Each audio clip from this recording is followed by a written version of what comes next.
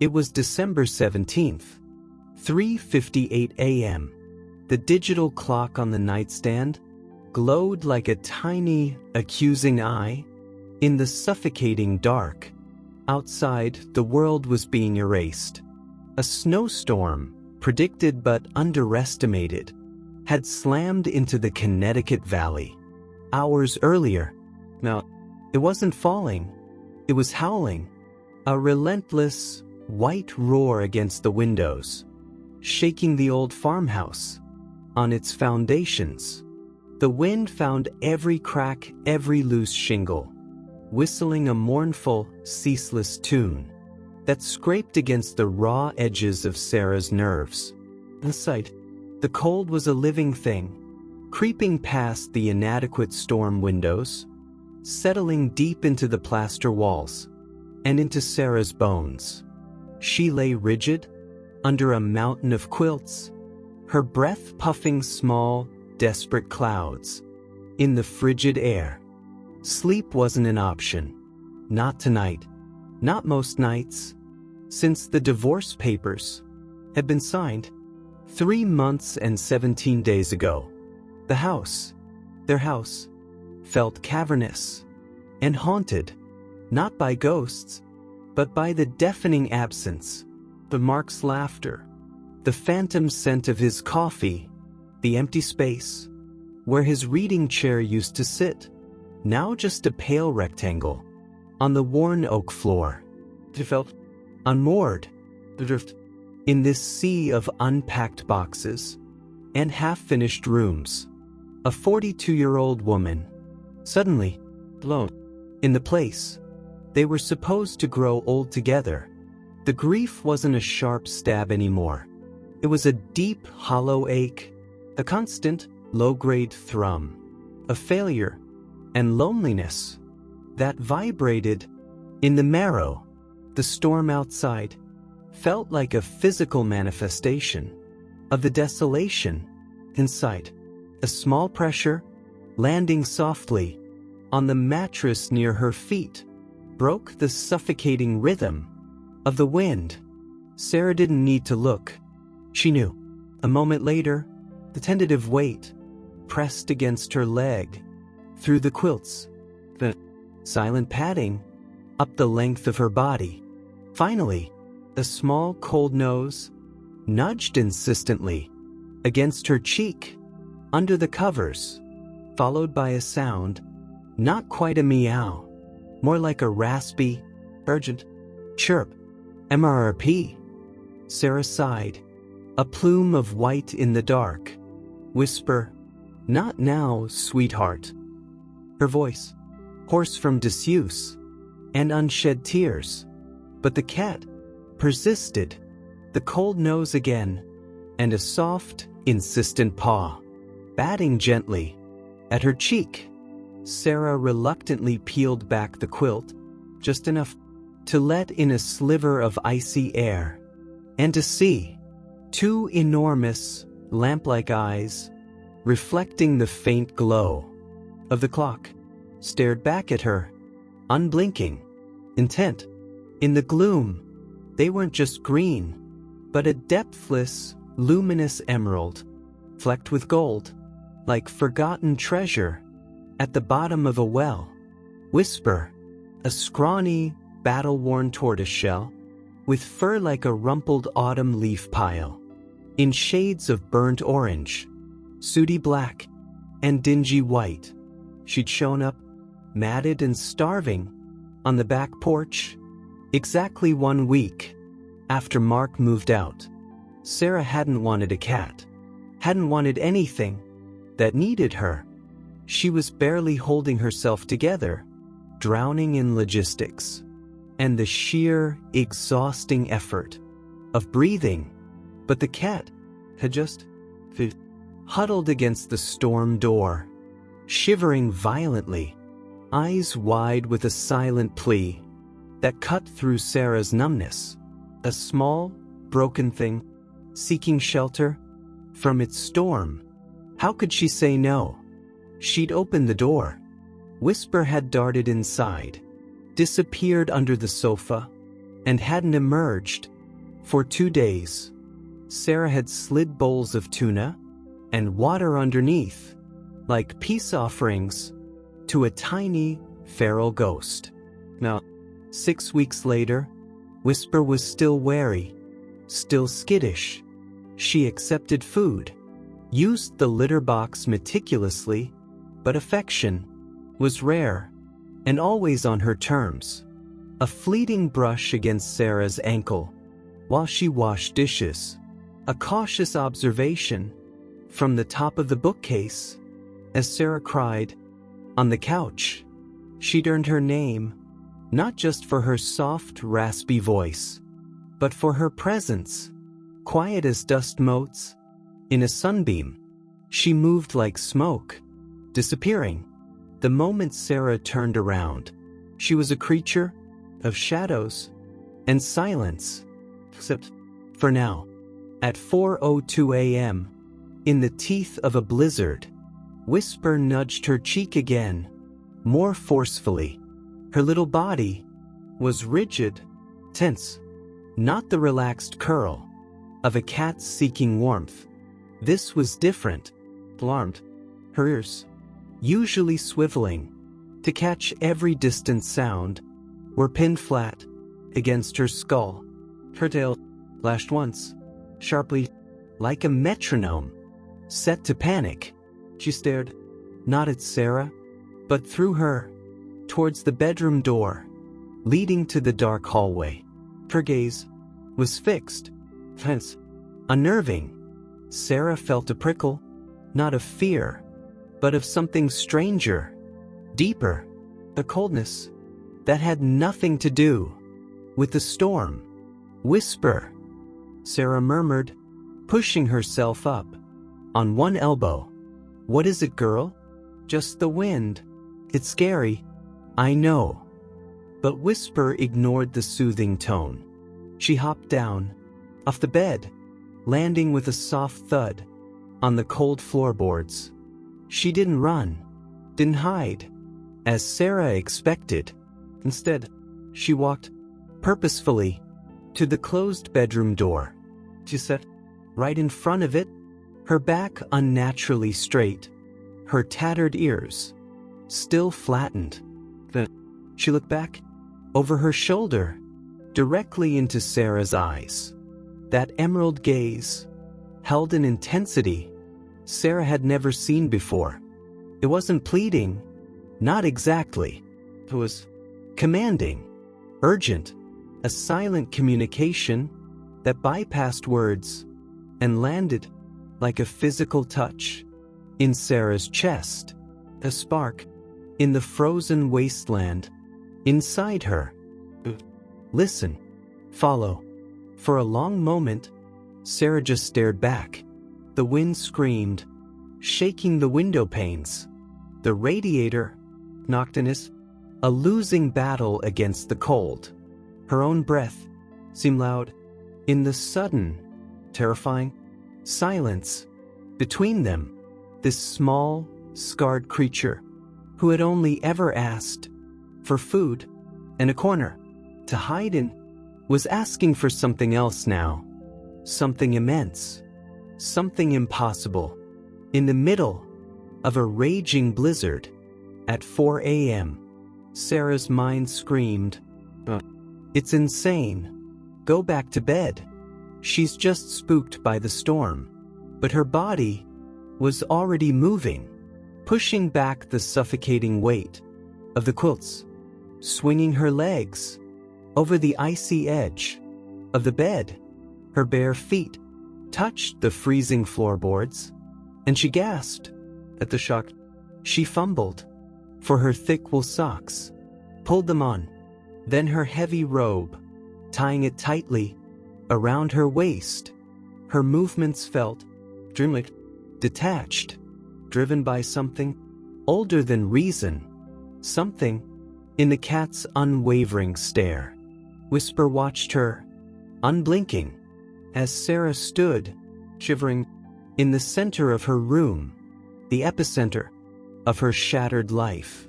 The cat gave one more, soft, insistent MRP.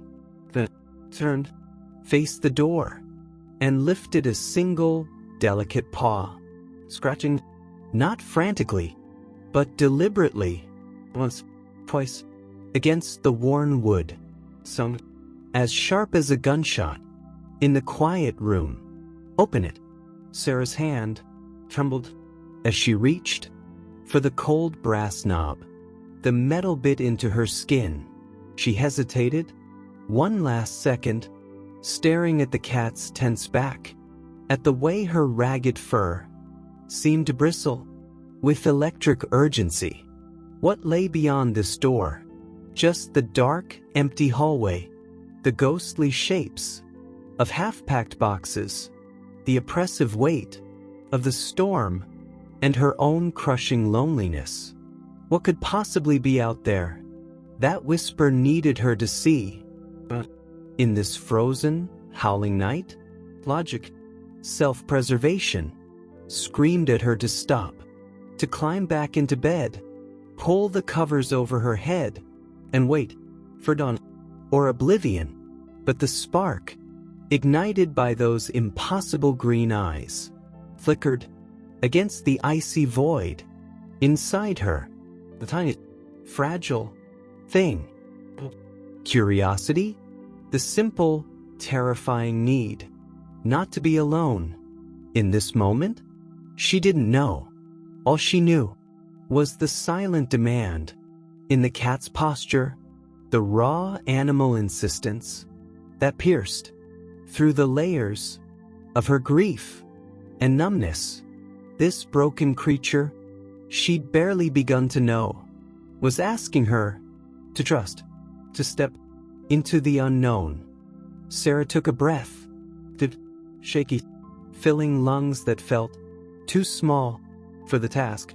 The air tasted of dust and cold, and the faint, lingering scent of Mark's old cedar closet down the hall.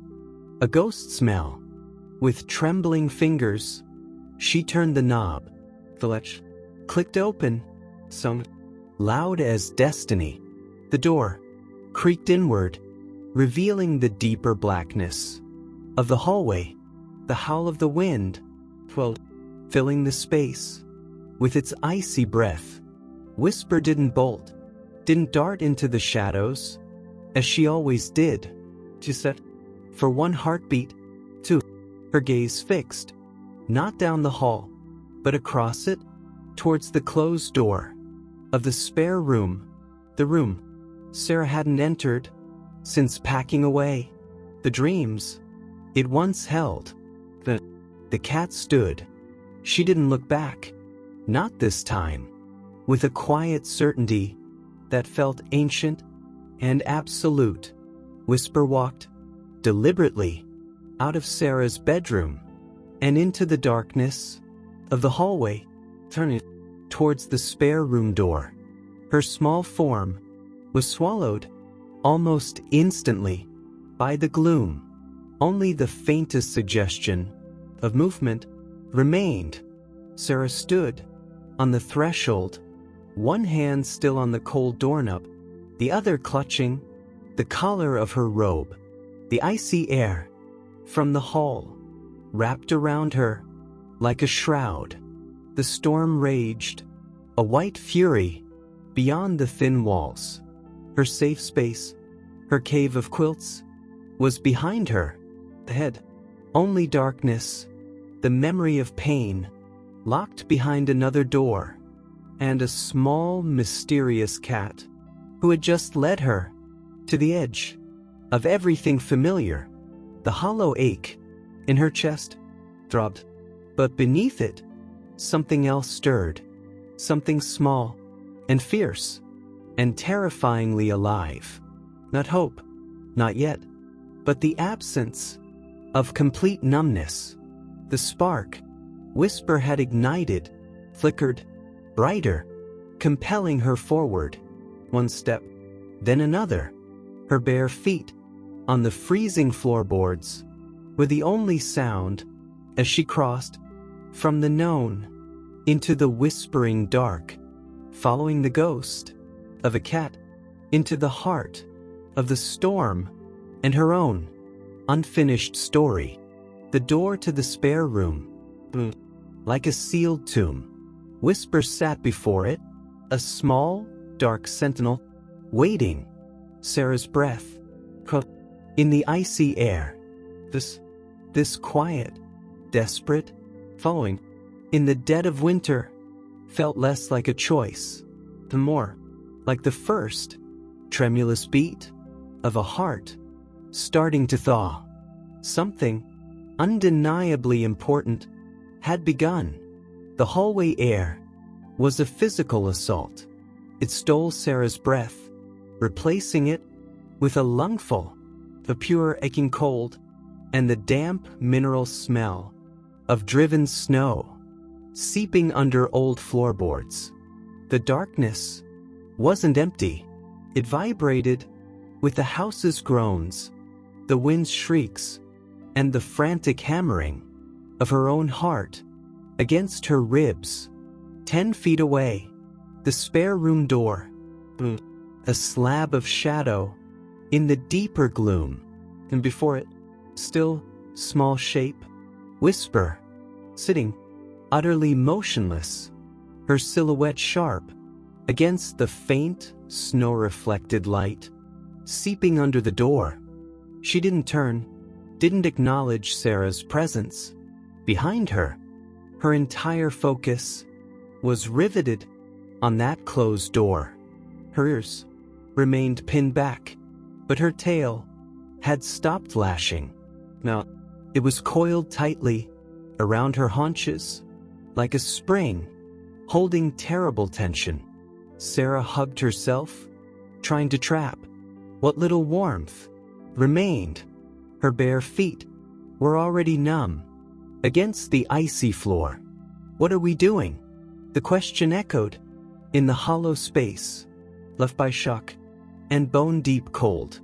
This is madness. Following a cat in a blizzard at 4 a.m. to a room I haven't opened in months.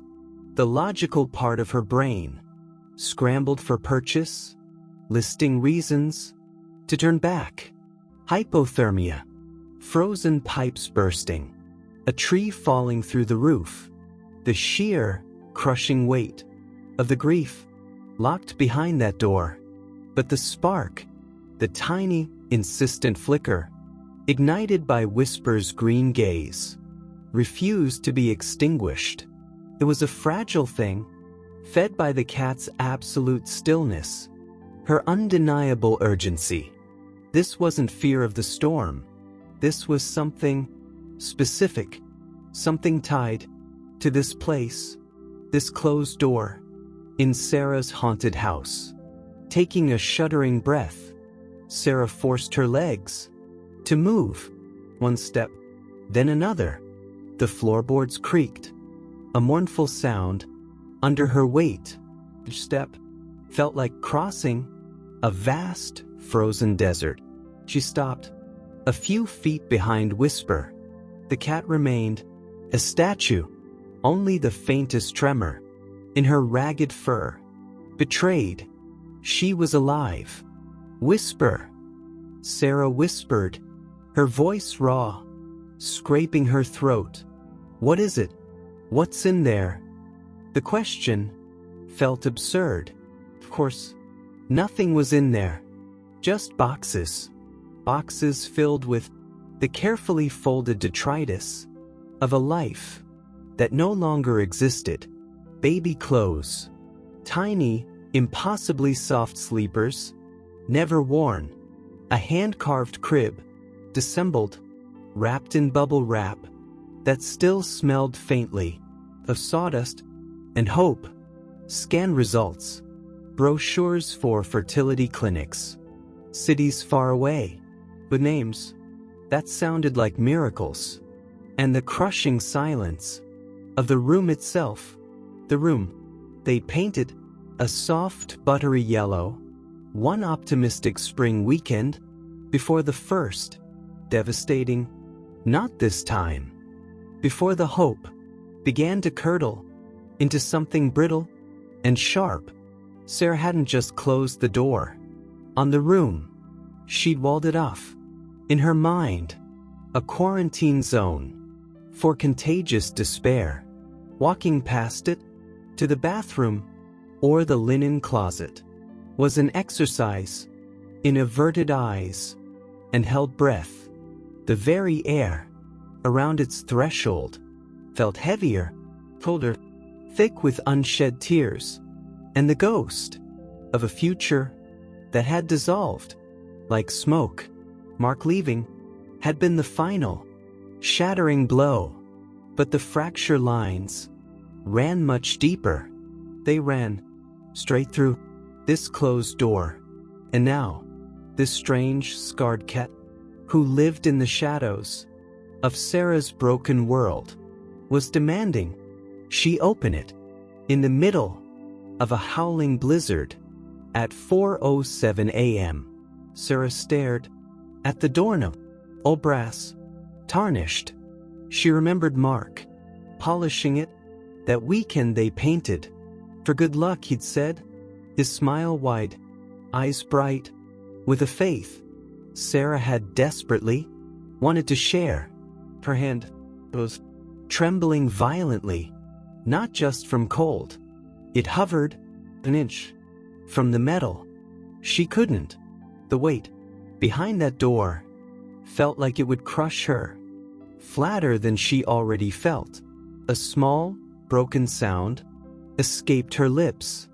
A whimper, a fear, of exhaustion, of the sheer too muchness.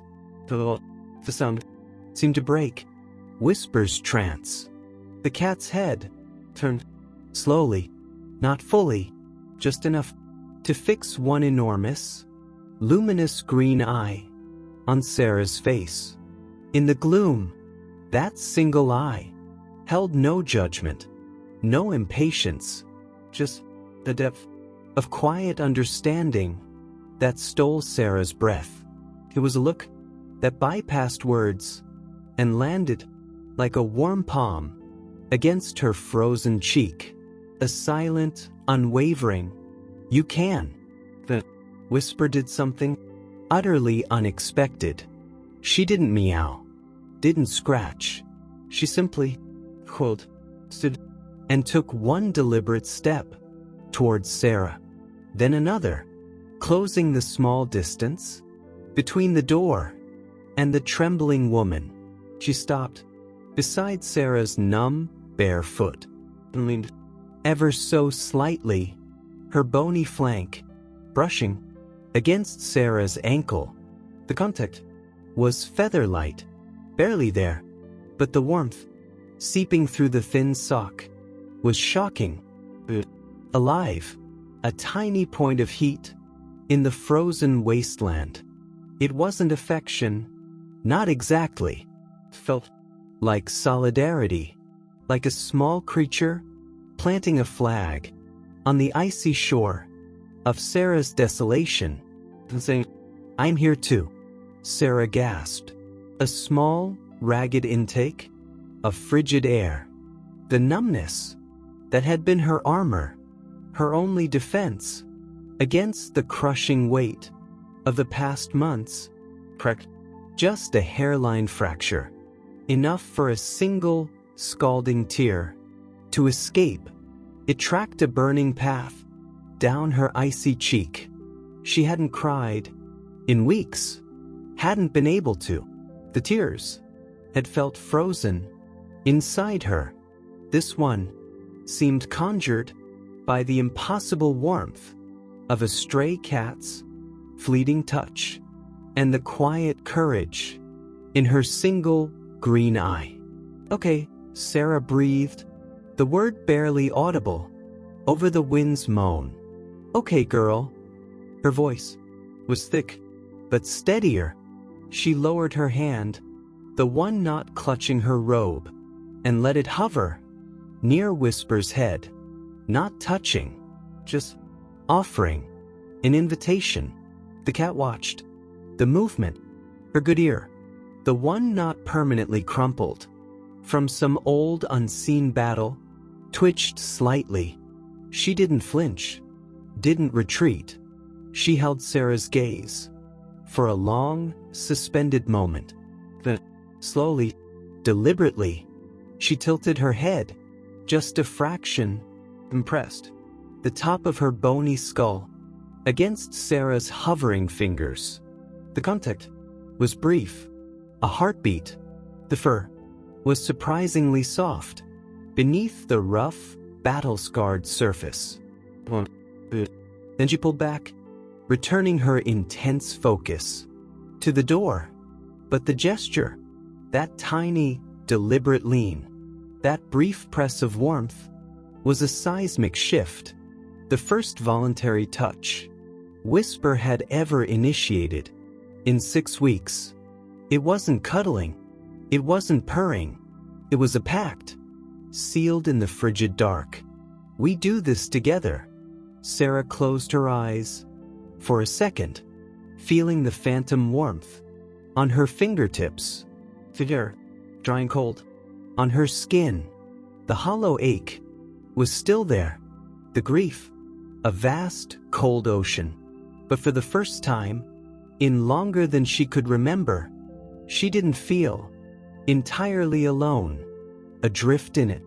There was a presence, furry, mysterious, but undeniably, beside her, not demanding she be okay, but acknowledging that she wasn't, and standing witness. Anyway, she opened her eyes, looked at the tarnished brass knob. One more. Shaking. The air still tasted cold and dust and cedar, and now, faintly, of cat, a warm, musky scent that clung to Whisper's fur, earthier, more real than the ghost smells, haunting the hallway. Her fingers, no longer trembling, closed around the knob. The metal was like ice. It burned. She turned it. The latch clicked, loud in the howling silence. She pushed. The door, side open, on stiff hinges. A wave of stale, cold air rushed out, carrying the unmistakable scent of dust, dry cardboard, and the faint, lingering sweetness of baby powder from a box, never unpacked. Sarah braced herself for the visual onslaught of stacked boxes, the spectral outline of the disassembled crib covered in a sheet, the familiar, suffocating weight of loss. But Whisper was moving before Sarah could fully register the dim shapes within. The cat darted past her legs, a silent blur of tortoiseshell fur. She didn't hesitate, didn't sniff cautiously. At the threshold, she went straight in, beelining, with unnerving purpose, towards the far corner of the small room, towards the closet door, which stood slightly ajar. Sarah followed, her numb feet carrying her across the threshold into the tomb she'd sealed off. Moonlight filtered weakly through the snow-covered window, painting everything in shades of blue and gray. The shapes of boxes loomed like monuments, the covered crib, a shrouded ghost. But Whisper ignored them all. She stopped before the closet door, sat down, and stared intently at the narrow strip of darkness visible through the gap. Her body was rigid again, ears flat, tail twitching, just the tip. She let out a single, soft, rasping sound. Not a meow, not a chirp, a low, questioning "Emma?" directed into the closet's gloom. Then she looked back at Sarah.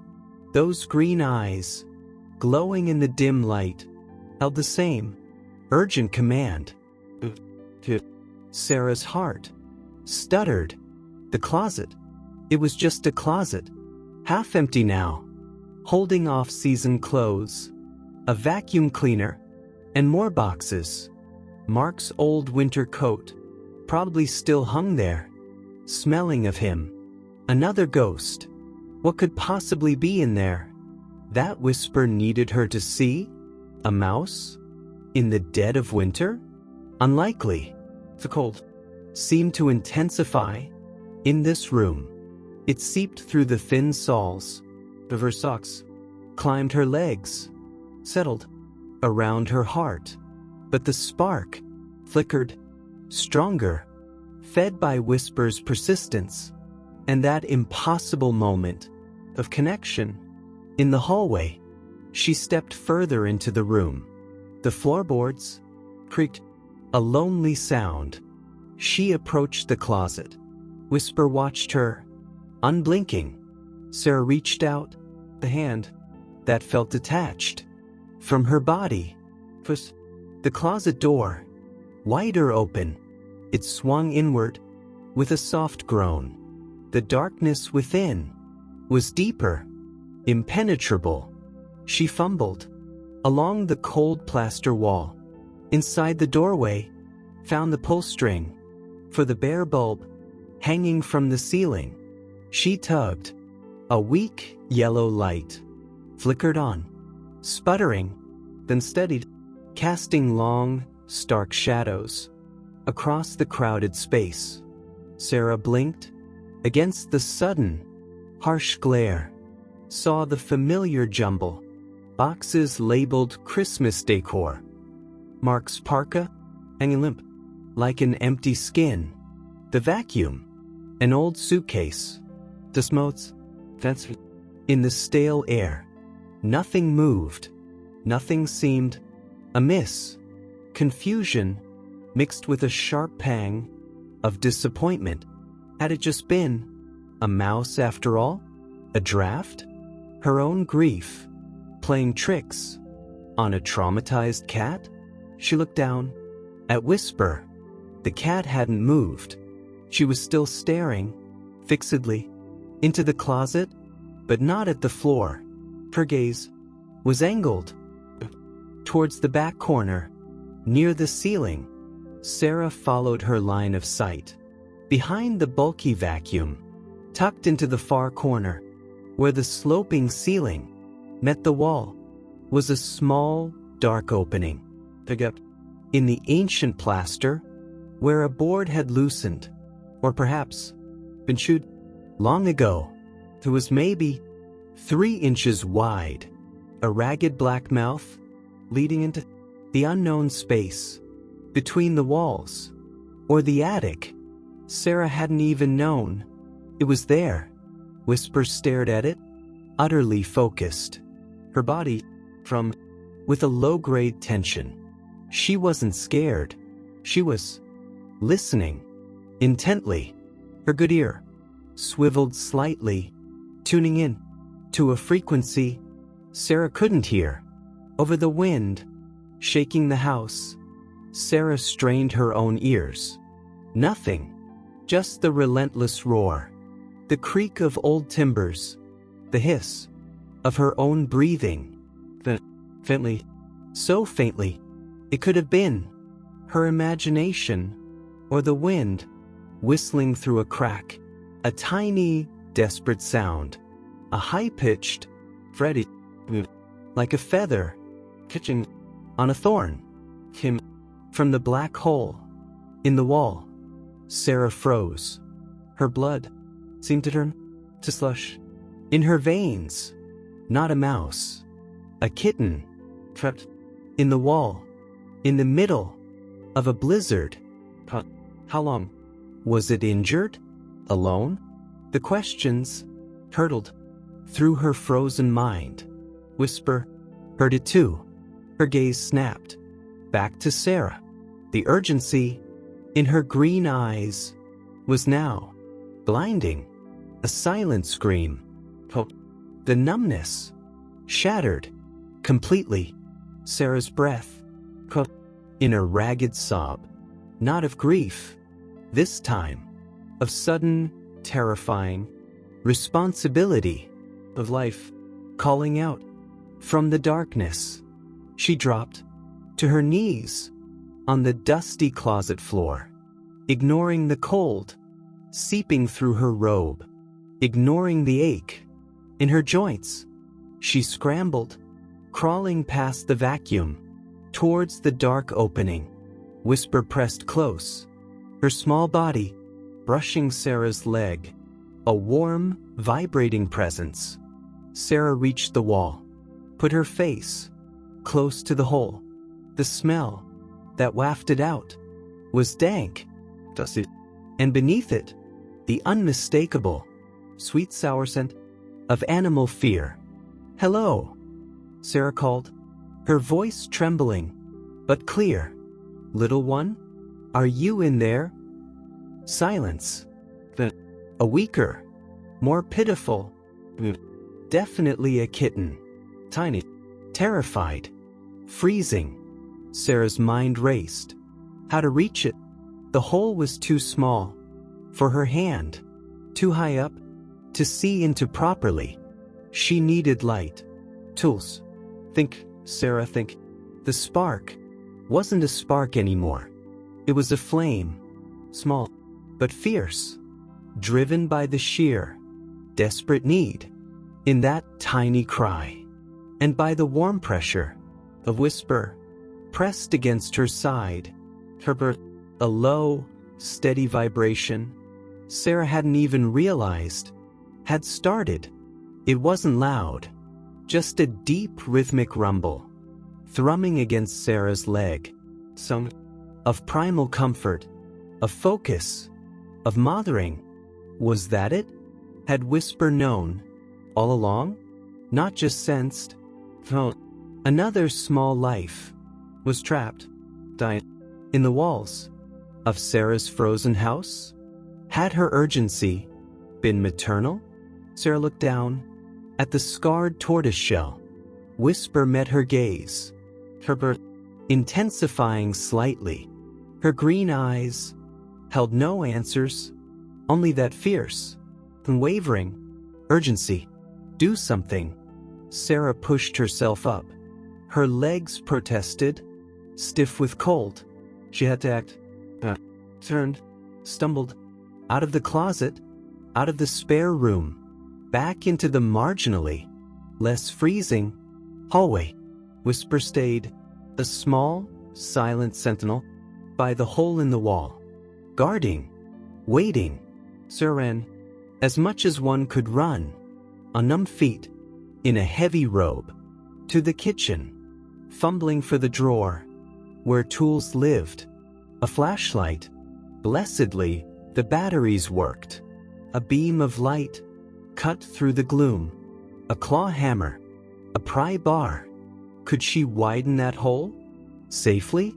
Without hurting whoever was inside? She grabbed an old towel from the linen closet, passing the spare room door, now standing open like a wound. Back inside the room. The cold. Bit deeper. Back to the closet. Whisper hadn't moved. She looked up as Sarah knelt beside her. Sarah shone the flashlight beam into the ragged hole. The light sliced through dust motes, illuminating cobwebs, hardwood, insulation, and then, deep in the shadows, tucked into a corner of the dark cavity, two tiny points of reflected light. Eyes. Terrified. And below them, a shivering mound of gray fur. So small, so still, except for the frantic rise and fall of its tiny ribs. Alive, but barely. Sarah's breath hitched. "Oh, little one," she whispered, her voice thick. "Hold on. Just hold on." She set the flashlight down, angling it to keep the beam on the kitten, picked up the claw hammer. Her hands were shaking from cold, from adrenaline, from the sheer, overwhelming fragility of the life trapped in the wall. She looked at the plaster around the hole. Brittle. Could she carefully chip it away? make the opening big enough? It was risky. The vibration, the noise, might panic the kitten further into the wall or bring down more plaster on top of it. But leaving it was a death sentence. The cold in that space would be brutal. Starvation, dehydration. Sarah made her decision. She had to try. She positioned the claw of the hammer against the edge of the hole, took a steadying breath, glanced down at Whisper. The cat was watching, not the hole, but Sarah's face. Her breath had deepened, constant, grounding rumble in the frigid air. Her green eyes held a calm, the trust that steadied Sarah's trembling hand. Do it. Sarah tightened her grip, applied gentle pressure. A chunk of plaster cracked and crumbled away. The sound was loud in the confined space. From the hole, a tiny panic squeak. The gray mound shrank back further into shadow. Sarah froze, heart pounding. Shoo, she soothed, her voice trembling, but low. It's okay. I'm here to help. I promise. She waited, holding her breath. The frantic breathing from inside the wall continued. The kitten hadn't bolted deeper. It was too weak, too cold. Sarah carefully positioned the hammer again. Another gentle tap. Another small piece of plaster fell away. The opening was wider now, maybe 5 inches across. Still small, but maybe, just maybe, enough. She set the hammer down, reached for the towel, folded it thickly. She needed to get the kitten out, gently, without claws, from either of them. She looked at her hand. Too big. She'd never fit it through and maneuver. Panic started to bubble in her chest. So close. So close. But how? Whisper. She stepped closer to the widened hole. Stopped just inches from it. She lowered her head, her nose almost touching the ragged edge. She didn't try to go in, didn't reach. She simply called some Sarah had never heard before. Not a meow, not a chirp, a low, rumbling, melodic BRRP, sung, soaked in warmth and reassurance. A mother's call. It vibrated through the dusty air, into the dark hole. Sarah held her breath. Silence. A tiny, answering sound. Not a mew of fear. Questioning, tremulous. Mew. Whisper called again. Softer this time. More insistent. BRRP? Come to me. And then, slowly, painfully, a tiny gray head. Out of the darkness, into the beam of Sarah's flashlight. Big blue eyes, unfocused, blinking against the sudden light. The pink nose, twitching, tiny ears, flattened against its skull. It was impossibly small. A handful of fluff and bones, shivering violently. Looked at Whisper, not at Sarah. Whisper made the sound again. The rumble, dipping it into a full, soft purr. She lowered her head further, nuzzling gently at the edge of the hole, near the kitten's face. Not touching it, just offering scent, comfort, a beacon. The kitten, trembling, stepped forward, out of the hole, onto the dusty closet floor. It wobbled, exploded, freezing, to let out another pitiful mew, and took another step towards Whisper's waiting, purring presence. Whisper didn't move, didn't try to lick it or pick it up. She just purring, A steady, warm vibration. An anchor. The kitten stumbled the last few inches, collapsing against Whisper's chest. It buried its tiny face into the tortoiseshell's scarred, warm fur. Whisper lowered her head, finally, and began to slowly, methodically, starting between the kitten's ears. A low, continuous rumble filling the cold closet. The sound of sanctuary, of home. Sarah watched, transfixed. Tears streamed freely down her face now. Silent, not tears of grief, tears of awe, of witnessing something profound and raw and beautiful. This broken cat, who hid from kindness, had just orchestrated a rescue, had called life out of the darkness, had offered her own battered body as shelter. Sarah slowly reached out with the folded towel. Whisper didn't stop licking, didn't flinch. Sarah gently scooped up the tiny shivering bundle of gray fur. Felt like holding a baby bird, fragile, light as air, cold. She wrapped it snugly in the soft towel, leaving only its head exposed. It didn't struggle, just blinked, just big blue eyes up at her, too exhausted to be scared. Whisper immediately. So she pressed close to Sarah's side, nudging her nose against the towel-wrapped bundle. The soft, proving MRP. Then she looked up at Sarah. Her green eyes, in the flashlight beam, held a quiet intensity, but the panic, the desperate urgency, was gone, replaced by a deep, weary satisfaction. Now they seemed to say, "Keep it warm. Now we go." Sarah cradled the tiny kitten against her chest, feeling the faint, rabbit-quick heartbeat through the towel. She looked down at Whisper, pressing close, her breath still rumbling against Sarah's leg. The spark wasn't just a flame now.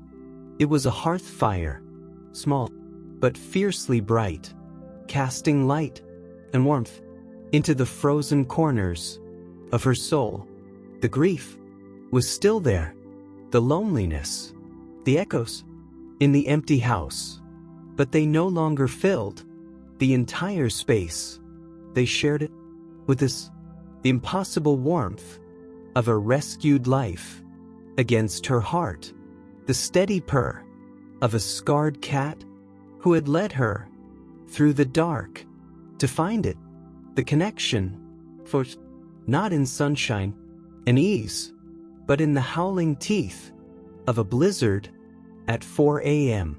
In a room, she thought, held only death.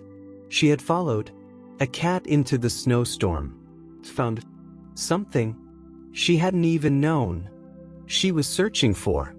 Not an end, but a trembling, fragile, beautiful beginning. She rose, carefully, holding the kitten bundle close. "Come on, Whisper," she whispered, her voice thick, but steady. "Let's get you both warm."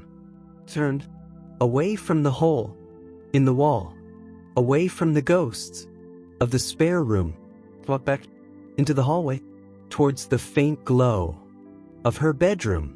Whisper padded silently beside her, her breath a quiet engine of contentment.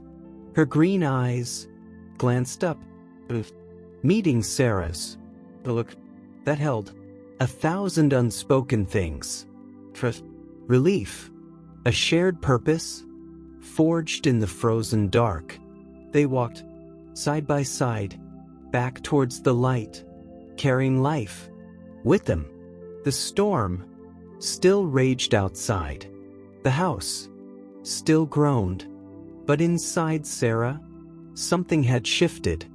Irrevocably. The silence no longer pressed down. It held the soft rhythm of a purr, the fragile beat of a tiny heart, and the quiet certainty that she was not alone.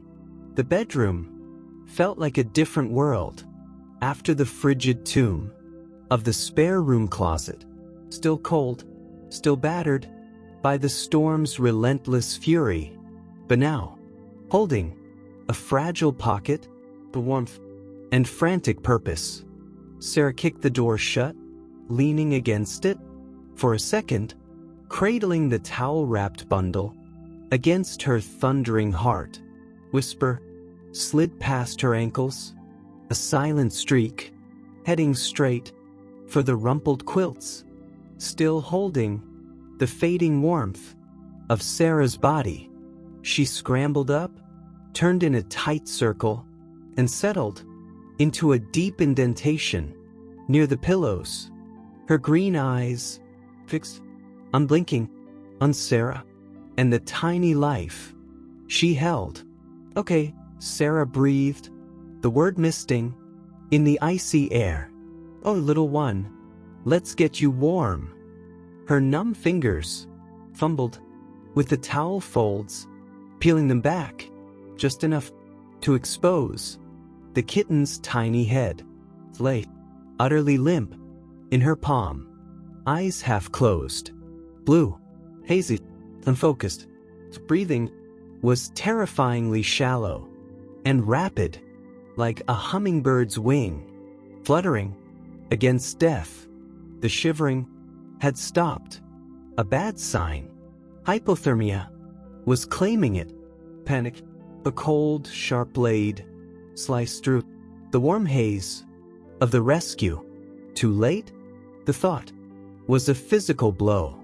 After everything, after Whisper's impossible urgency, after cracking open her own frozen heart to find this tiny spark, would it just flicker out? Whisper made a sound, a soft, insistent MRP.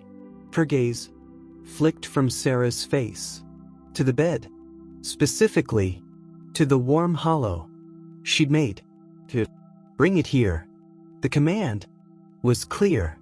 Sarah stumbled forward, knees hitting the edge of the mattress. She carefully, gently lowered the towel-wrapped kitten into the nest, close beside Whisper. The moment the tiny cold body touched the warm fabric, Whisper moved, not aggressively, not possessively, with a fierce, tender efficiency that stole Sarah's breath. She lowered her head, curling her body around the motionless gray lump, like a living fortress. Her breath, which had softened, immediately ramped back up, a deep, resonant rumble vibrating through the bed and into Sarah's bones. She began licking again, relentlessly, starting at the top of the kitten's tiny skull, working down over its frail neck, its icy back, her rough tongue moving with surprising gentleness, stimulating, warming, cleaning, mothering. Sarah watched, helpless, for a long moment, hands hovering. What else could she do? She needed supplies. Warmth, real warmth, not just body heat. The furnace, the ancient oil beast, in the basement, was fighting a losing battle against the storm. The radiator, a faint, pathetic warmth, against the window, where ice crystals were blooming across the glass. She needed hot water bottles, heating pads, something, but leaving them felt unthinkable. The kitten stopped breathing while she was gone. Whisper needed her, as if sensing her paralysis. Whisper paused in her ministrations, lifted her head, and fixed Sarah with that intense green stare. Her breath dropped to a lower, more insistent frequency. It wasn't a look of pleading. It was a look of direction. Sarah swallowed hard. Right? She whispered, voice raspy. Say, I'll be fast. She pushed herself up, legs stiff. Ran, not to the kitchen, but to the bathroom. Fumbled under the sink for the ancient heating pad. Her grandmother's. It still worked. She plugged it in. Right there, on the cold tile floor. A faint orange glow appeared beneath the worn fabric cover. Blessed warmth. Grabbed a clean hand towel. Ran back to the bedroom. Whisper hadn't moved. Still curled around the kitten. Still licking. Still rumbling. Sarah knelt by the bed. Carefully, she slid the heating pad under the nest of quilts near Whisper's flank. Covered it with the clean towel. Then, gently, she slid the towel-wrapped kitten onto the warm towel right next to the heating pad. Whisper instantly readjusted, curled tighter, pressed her warm body flush against the tiny bundle. Her thing satisfied. A perfect sandwich, the warmth for the frozen creature. Sarah tucked the quilts snugly around them both, creating a warm cave. Only the kitten's tiny head and Whisper's watchful eyes were visible. The green gaze met Sarah's, the silent, then returned to the kitten. Sarah sank back onto the cold floor, leaning against the bed. Adrenaline was draining, leaving her trembling and hollow. The cold seeped through her robe and socks. The wind howled, constant reminder of the world's indifference. But here, in this small circle of lamplight and quilts and purring, was a universe, a fierce, tender focus. She watched the tiny rise and fall of the towel over the kitten's side. Still too fast, still too shallow. But was it a fraction stronger? She couldn't tell. Wishful thinking was a dangerous thing. She reached out, trembling finger, and gently, ever so gently, brushed the fur between the kitten's ears. Felt like touching dusty velvet. Cold. The kitten didn't stir, didn't react. Whisper didn't object, just kept her rhythmic licking, her grounding purr. Sarah's gaze drifted to the tortoiseshell's face, the crumpled ear, the fine, silvery scars visible in the lamplight across her muzzle, a map of hardship, of survival. This creature who flinched at sudden movements, who vanished at the sound of a raised voice, was now an immovable mountain of maternal devotion. Had kittens before lost them? Was this tiny gray scrap triggering some deep, buried instinct? Or was it simply Whisper? This essential, fierce kindness that existed beneath the fear? The questions twirled in Sarah's exhausted mind. No answers, just the sight of this unlikely nurse, tended to life with such quiet ferocity. It mirrored something in Sarah's own chest, a need to nurture, to protect, a need she buried along with the yellow room and its dreams.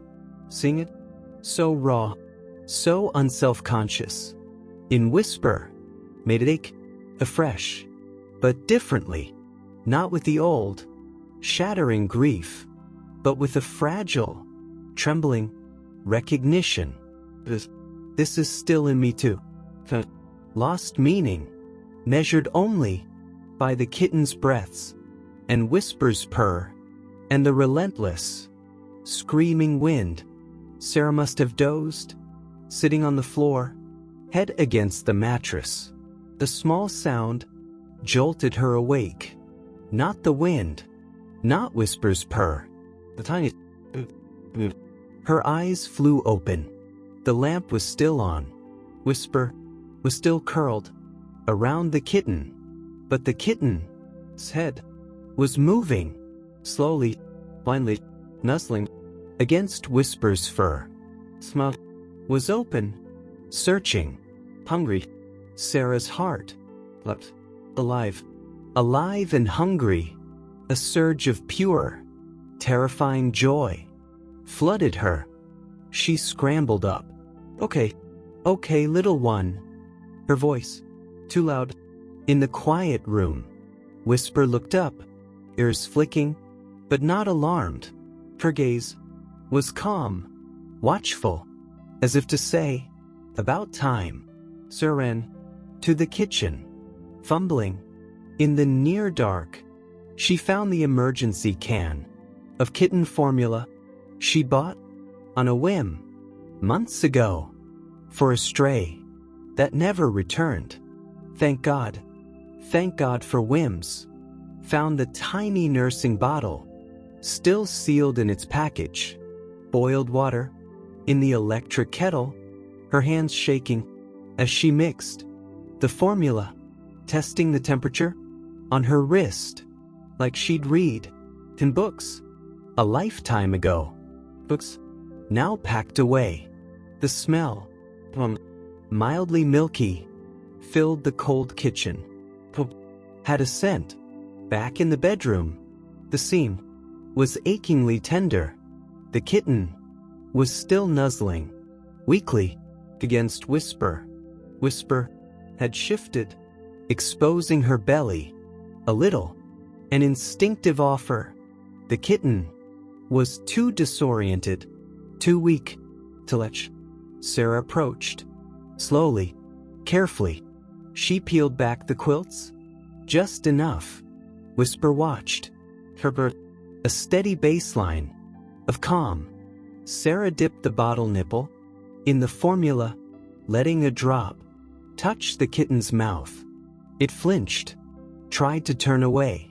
Too cold still? Too scared? Too inexperienced? Sarah's hope faltered. Come on, sweet pea, she murmured, voice trembling. Just a little taste. She tried again.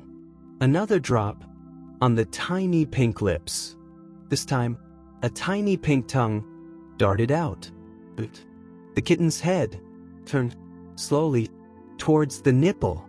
Smiled. A fraction. Sarah gently eased the nipple in for a heart-stopping moment. Nothing. A weak, tentative suck. Then another. And another. The rhythm was slow, unsteady, but it was sucking. Life, taking in life. This blurred Sarah's vision again. She looked up at Whisper. The cat was watching the kitten feed. Her green eyes, her birth, seemed to vibrate right through the mattress and into Sarah's soul. A shared triumph, a silent, we did it. The kitten fed for maybe 3 minutes, a pitifully small amount, but it was something. Its belly felt slightly less hollow under Sarah's careful finger. It fell asleep almost instantly afterwards, exhausted, but breathing deeper, slower, stronger. Sarah tucked it back against Whisper onto the warm heating pad. Whisper immediately curled tighter, resuming her licking, her vigil. Sarah sat back on the floor. The cold and exhaustion crashed over her like a wave, but beneath it, a profound, warm weariness. She'd done it. They'd done it. This tiny life was holding on because a broken woman and a broken cat had followed.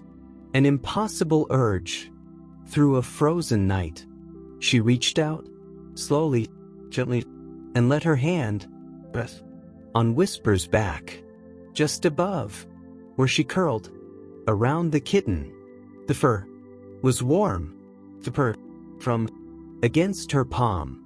Whisper didn't stiffen, didn't pull away. She paused, her licking, for just a second, lifted her head, and looked directly at Sarah. Her green eyes held no fear, only a deep, quiet acknowledgement. The silent, she lowered her head and went back to cleaning the tiny gray ear of her foundling. Sarah left her hand there, feeling the vibration, the life, the connection. She closed her eyes. Just for a moment, the wind seemed a little less sharp, the cold a little less absolute. She was drifting, lulled by the purr and the soft rhythm of 2 small breaths, when a new sound jerked her awake.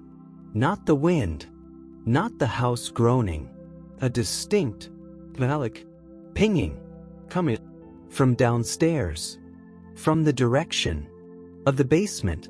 It was sharp, insistent, rapid, like tiny hammers striking copper pipes. Sarah knew that sound. Every homeowner in the frozen north dreaded that sound. Frozen pipes beginning to thaw, a prelude to disaster.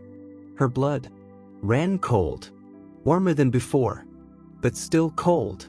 The heating pad, the kettle boiling, the meager heat from the struggling furnace, focused upstairs, had created a deadly imbalance. The pipes in the unheated basement, exposed to the storm's brutal teeth, were thawing unevenly, pressure building. The pipe could burst at any moment, flooding the basement, cutting off water, creating an icy, catastrophic mess. In the middle of a blizzard, with no plumber willing or able to come, Sarah groaned, a low sound of pure exhaustion. She pulled her hand away from Whisper's warmth. The cat looked up, alert, tense, vicious. In Sarah's energy, the new tension. Sarah pushed herself up. Her body protested every movement. "Stay," she whispered, to whisper to the sleeping kitten. "Just stay warm." She grabbed the flashlight from the floor, fumbled for her thickest socks, pulled them on over her thin ones, shrugged deeper into her robe. The was louder now, more frantic, a ticking clock made of copper and ice. She had to get down there, open faucets, try to relieve pressure. She paused at the bedroom door, looked back. Whisper was watching her. The kitten, a small, sleeping mound, against her side. The green eyes held no fear now, just a steady, unwavering gaze. "Do what you must. We will be here." Sarah nodded, a silent promise. "I'll be back." She opened the door. The hallway was an Arctic wind tunnel. Flowed up from the basement stairs, louder, more urgent. She descended, slowly, flashlight beam shaking over the worn wooden steps. The cold thing, with every step, smelled of damp concrete and something metallic. Her fear. At the bottom, she swung the beam. The basement was a cavern of shadows and looming shapes. Old furniture covered in sheets, stacks of firewood long depleted, and the hulking form of the oil furnace groaning as it fought its impossible battle. Was deafening now, coming from the far wall where the main water line came in. Sarah hurried over, shone the light on the copper pipes. They were sweating, beads of moisture in the frigid air. Condensation, the sign of the thaw. Beneath the insulation was rapid fire now, like machine gun fire. Against the metal, Sarah lunged for the laundry sink. In the corner, wrenched open the cold water tap. Nothing, not a drip. She tried the hot. The pressure was building in the frozen sections behind the walls. No release. Damn it. The curse. In the icy space, she ran to the utility sink near the furnace. Same thing. Taps open. Reached a crescendo. A frantic, metallic scream. The silence. A terrible, holding silence. Sarah froze. Flashlight beam on the sweating pipes. Waiting, dreading. 1 second. The sound like a gunshot. A sharp, explosive crack from inside the wall, followed immediately by the horrifying, sibilant hiss of pressurized water rushing into darkness. A spray, like a geyser, erupted from a seam in the plaster near the ceiling. Icy water blasted out, hitting the concrete floor with a roar. Sarah stumbled back. The flashlight beam caught the deluge, the silver curtain in the gloom, already spreading across the floor, towards the furnace, towards the electrical panel. Panic, pure and cold, flooded her. Not metaphorical panic, but terrifying. She needed to shut off the main water valve. Where was it? Mark always knew. Wasn't here. She frantically swept the flashlight beam along the pipes near the foundation wall, where the line came in. A large, rusty valve. She splashed through the spreading pool of icy water, already an inch deep, slipping, catching herself against a workbench. She reached the valve, grabbed the handle. It was stiff, frozen with disuse. She threw her weight into it, pushing, pulling, groaning with effort. It didn't budge. The water continued to roar from the wall, louder. The pull, deepening, creeping towards the furnace's electrical base. Come on, she screamed. At the valve, at the house, at the storm, at the universe. She braced her feet, put both hands on the handle, pulled with every ounce the strength and fear and fury left in her battered body. A groan, metal grinding against metal. The movement, inch by agonizing inch. The valve turned. The roaring from the wall lessened, slowed to a gurgle. A drip. Silence. The only sound now was the hiss of the furnace and the frantic hammering of Sarah's heart and the soft, insistent thud of her feet in the icy water, now covering half the basement floor. She stood there, panting, shaking violently, from cold, from adrenaline, from the sheer, overwhelming too muchness. The flashlight beam trembled over the flooded concrete, the ruined insulation, the gaping hole in the wall. Another wound in her wounded house. The tears came then, messy sobs that racked her body. Leaning against the cold, damp wall, she slid down into the icy water. It soaked through her robe, her pajamas. She didn't care. She was so tired, so cold. So, alone, the spark, the warmth she'd found upstairs, felt drowned, swept away by this new flood of disaster. How much more could break? How much more could she carry? The image of Whisper curled around the kitten flickered in her mind, a small, distant light. But the water was so cold, the dark so deep, that a sound, not the wind, not the water, the soft, rasping MRP from the top of the stairs. Sarah looked up, blinked through tears, silhouetted against the faint light.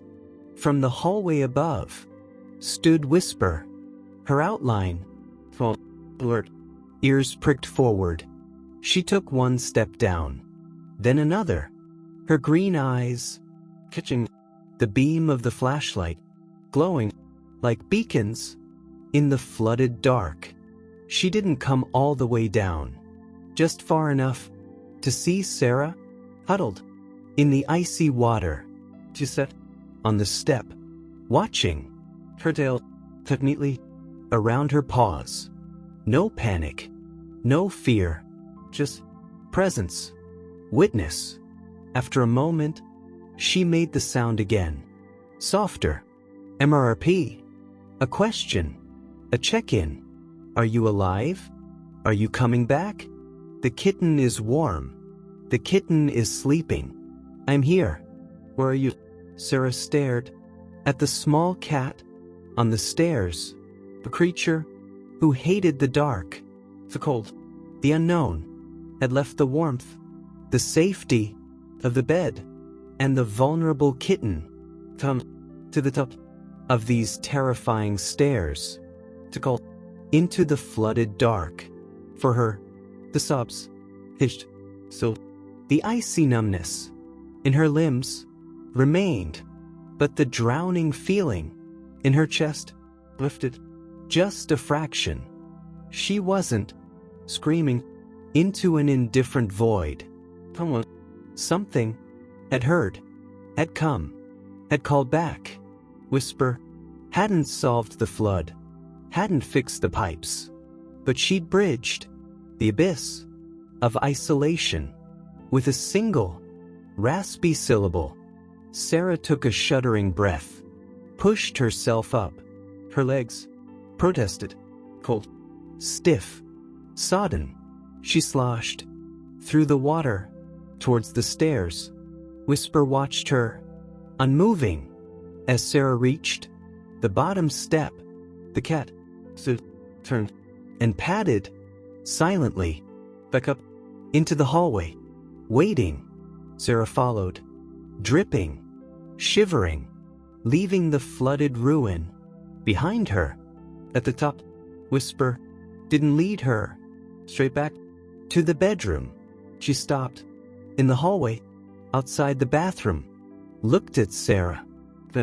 At the bathroom door, the silent command. Sarah almost laughed. A choked, watery sound. The cat was micromanaging her survival. Okay, she whispered. Okay, boss. She pushed the bathroom door open, fumbled for the light switch, stripped off the soaking robe, pajamas. Her skin was mottled blue-white. She cranked the ancient shower to its hottest setting. Steam began to billow, a luxury with a flooded basement and a broken pipe, but necessary. Hypothermia was real. She couldn't help anyway. If she froze, she stepped under the scalding spray, gasping as the heat bit into her icy skin. Slowly, feeling returned, the painful, prickling rush to her forehead against the cool tile, letting the water on her neck and shoulders. The image of Whisper on the stairs, eyes glowing in the dark, in her mind. That simple act coming to find her, of calling out. It wasn't grand. It wasn't a solution, but it was everything. It was the difference between drowning and finding the will to climb out. The spark hadn't drowned.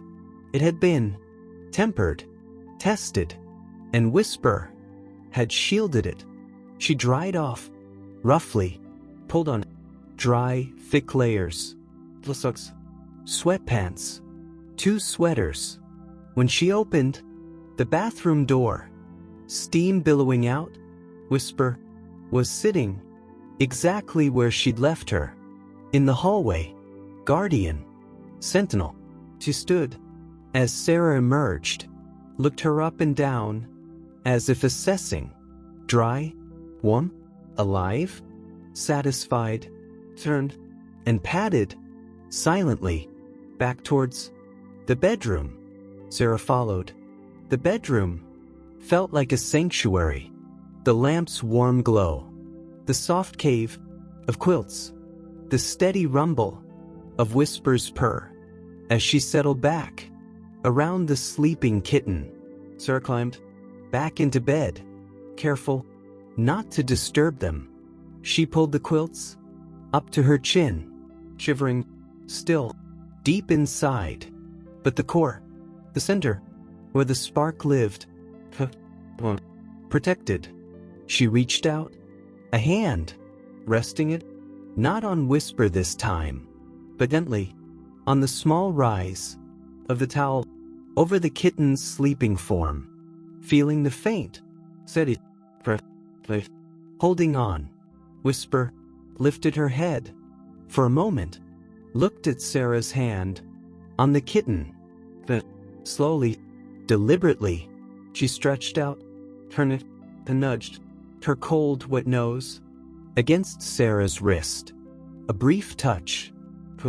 Then tucked her head back, resuming her purr, her watch. The message was clear. We are here. You are here. We endure. Sarah closed her eyes. The storm raged on. The house was wounded. Her heart was scarred. But in this bed, in this circle of shared warmth and shared guardianship over one tiny, rescued life, a question began to form, not of despair, but of dawning, terrifying possibility. Whisper had trusted her to follow into the dark, had trusted her to help save a life, had even trusted her to leave the kitten to come find her in the flooded basement. Sarah whispered into the purring dark. She could learn to trust like that again, not just the cat, herself, the world, the fragile, persistent insistence of life, even in the frozen heart of a storm. The question hung in the warm air, heavy, beautiful, unanswered. But for the first time in so very long, it wasn't a cry of pain. It was trembling, reaching towards light. She fell asleep, not to the sound of the wind, but to the rhythm of a purr and the soft sigh of a tiny kitten dreaming between 2 hearts that had found in the wreckage a reason to keep beating. And downstairs, the silent, icy flood waited, problem for the dawn. Reminder that survival wasn't a destination. It was a choice. Again and again, in the dark. And sometimes you needed a small, scarred cat to remind you to make it. Dawn didn't so much arrive as bleed into the storm. A grudging gray light seeping around the edges of the ice-furred windows, revealing a world utterly transformed and utterly trapped. Sarah woke, not to Whisper's nose or the kitten's mew, but to the deep, bone-rattling silence. The furnace had stopped, its familiar, struggling groan absent. The only sounds were the frantic hammering of her own heart, the soft, rhythmic sigh of the kitten curled tight against Whisper's side, and Whisper's own low, steady purr, a defiant rumble against the encroaching Arctic stillness. Though was a physical presence now. It had crept past the quilts while she slept, settling like a leaden shroud over the bed. For thick white clouds in the gray air. She lay still for a moment, paralyzed not just by cold, but by the crushing weight of the flooded basement. Beneath her feet, the broken pipe, the silenced furnace, the rising water, now freezing into a treacherous sheet of ice. No power likely meant no phone. Cut off, truly, in a frozen, wounded house, with two creatures depending on her for warmth, for life. Whisper stirred, lifted her head, her green eyes glowing in the dim light. They held no panic, only a watchful, profound stillness, as if she understood the magnitude of the silence. To the tiny gray mound, still breathing, still asleep against her. Back to Sarah, the silent, now what? The spark that had flared so brightly in the closet and warmed her through the night, felt smothered by the suffocating cold and the sheer, impossible scale of the disaster. The question in her frozen mind, how to keep them warm, how to fix anything. The heating pad, plugged in beside the bed, was dark, cold, useless. The formula would need warming, so the kitten would need to feed again. Despair, a cold, oily wave, began to rise, threatening to drown the fragile embers of hope. No, Sarah whispered the word, a fragile puff of white. Not like this. She forced herself to move every muscle, making with cold. She pushed back the quilts. The rush of icy air made her gasp. Whisper instantly curled tighter around the kitten, tucking her nose into its fur. Sarah stumbled to the window, peered out through the thick frost. World buried, just sculpted by the wind, reached halfway up the first floor windows. The old oak tree in the front yard had lost a massive limb, jutted across the buried driveway. No sign of plows, no sign of life. Plus, suffocated, turned back to the room, to the bed, to the small island of life amidst the freezing ruin. Whisper watched her, unblinking. The kitten let out a tiny, hungry, cold. Sarah's throat tightened. She couldn't let them freeze. After everything, after Whisper's trust, after pulling that tiny spark from the wall, she needed heat. Scanned the room desperately, landed on the small and used fireplace in the corner, sealed off years ago when they'd installed the furnace. Mark's job, always Mark's job. But beneath the sealed flue lay the hearth, and beside it, set neatly under a layer of dust, was a small pile of seasoned oak logs, from happier winters, when fires were for ambience, not survival. A desperate, jagged thing flared. Could she? Dare she? The flue was sealed, with a metal plate, screwed shut.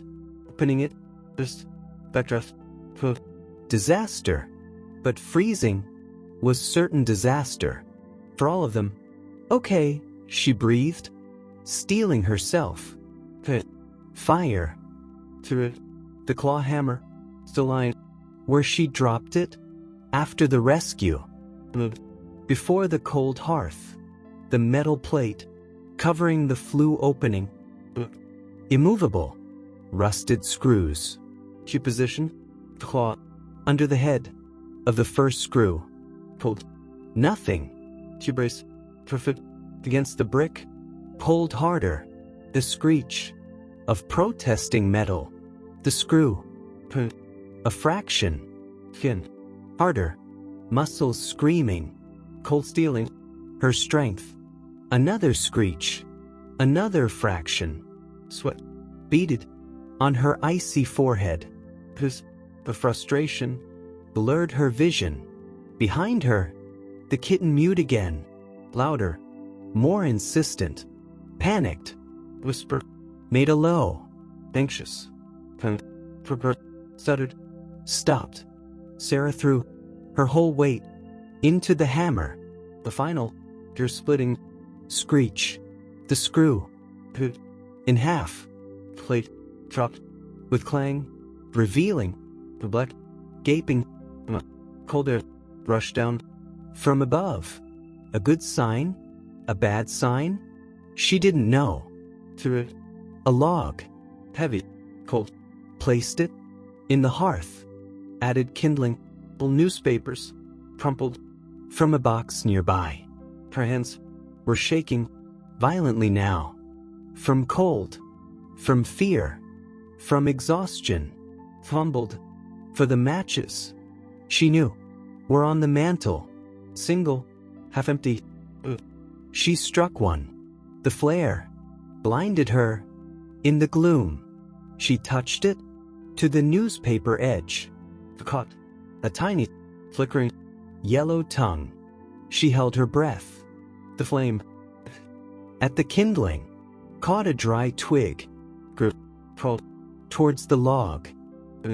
Sudden, violent, bush, burst, wind down the chimney, sucked the fledgling flames backwards out of the hearth towards her. Sarah yelped, scrambling back. A burning scrap, the newspaper, landed on the dusty rug. Smoldering, she stamped it out, frantically, heart pounding against her ribs. The fire in the hearth was dead. Began to billow into the room. Racked her body from stinging eyes. Idiot. Fool. You've killed us all. The smoke thickened, stinging her throat, obscuring the room. The kitten was shrieking now.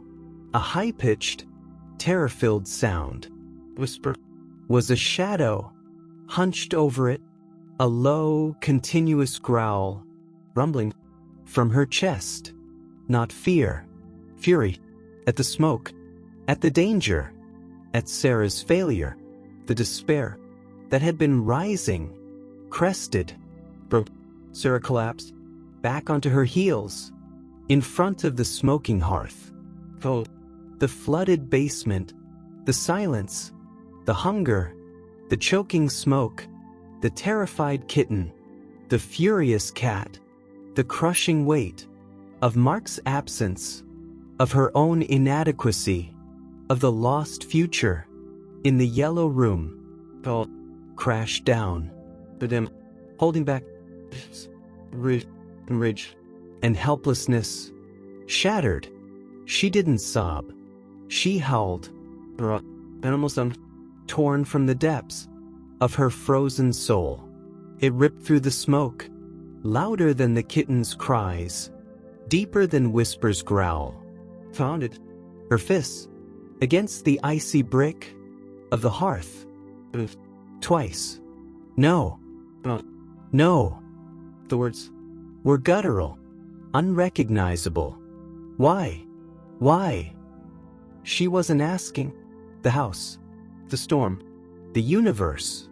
She was screaming at the years of silent disappointments, at the empty crib, at the positive tests that turned negative, at the doctors' sympathetic shrugs, the marks, gradual, devastating withdrawal, at the finality of the signed papers, at the loneliness that ate like acid, at the sheer unfairness of still trying to keep something in this frozen, broken place, and failing, always failing.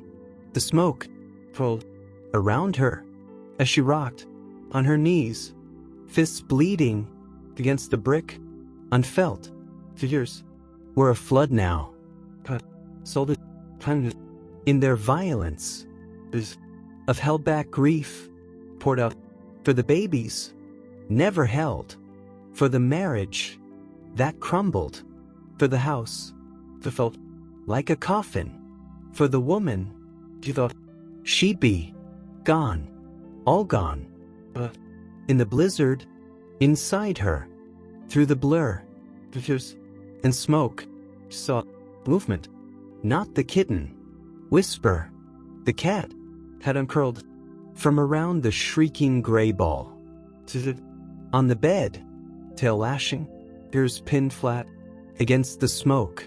But her eyes were fixed, not on the danger, but on Sarah, on the woman, kneeling, broken, howling, in the ruins. For a long, suspended moment, Whisper watched, the kitten's cries, rising, falling, unheeded, the smoke thickening. She jumped down, silent, deliberate. She didn't run to the door, didn't hide. She walked straight through the swirling gray haze towards Sarah.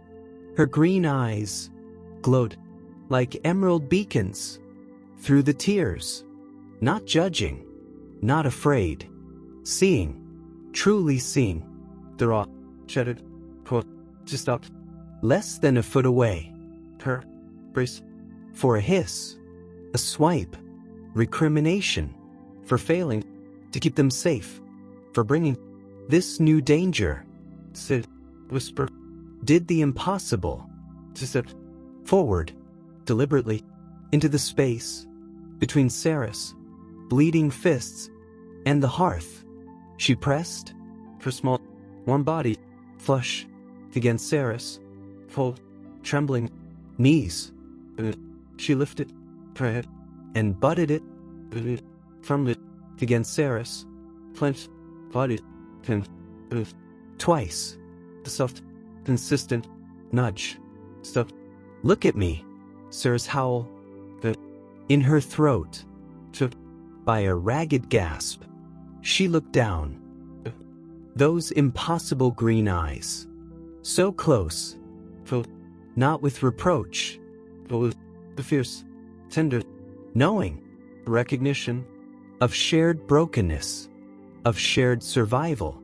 Whisper had known terror, known cold, known hunger, known loss. Her scars were her testament. She wasn't offering false comfort. She was offering solidarity, the silent, I'm here, in the wreckage, with you. We are still here. Whisper did something even more astonishing. She stretched her neck further, pushed her head under Sarah's bleeding, unresisting hand. She pressed her bony skull upward into Sarah's palm, demanded not just contact, but touch, connection. And she began to purr, not the soft rumble from the night before, the deep, resonant, thunderous purr, a vibration so powerful seemed to shake the floorboards. Through the smoke, the kitten's cries, the howling grief. Inside Sarah, it was the sound of a small engine refusing to quit. So life twisted on itself, Against all odds. Against the cold. Against the dark. Against the brokenness. Sarah's breath hitched, transformed. Her trembling hand probed of its own accord around the small, purring head, the rough texture of scarred fur against her bleeding knuckles, the solidity of the skull beneath, the relentless, grounding vibration was an anchor from into her storm. She leaned forward, resting her forehead against the top of Whisper's head, feeling the purr rattle through her own bones. The smoke stung, but the kitten still cried. But the howling void inside her had been temporarily filled by this small, consistent presence, by the undeniable physical reality of trust. In the midst of her collapse, minutes passed, or seconds, suspended by the purr, by the warm head under her hand, by the forehead pressed against fur. So the violent shaking in Sarah's body subsided. Tears slowed. The raw scream in her chest faded to a dull, exhausted ache. She lifted her head, looked down at Whisper. The cat opened her eyes. She held Sarah's gaze, unblinking, never faltered. The silent, better? Fix. The next thing. Sarah took a deep breath. The still tasted of smoke and tears, but she could breathe. She nodded. The silent, thank you, Whisper, pulled her head back, out from under Sarah's hand.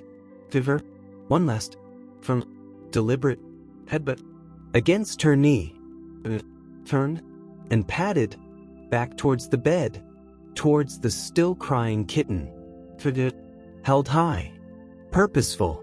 Her pushed herself up, wiped her face with a sleeve, smearing blood and tears. Her hands stung, her knees, but the drowning feeling was gone, replaced by a weary determination. The fire was a mistake, but the smoke was clearing out the cracked bedroom door. The immediate danger was passing.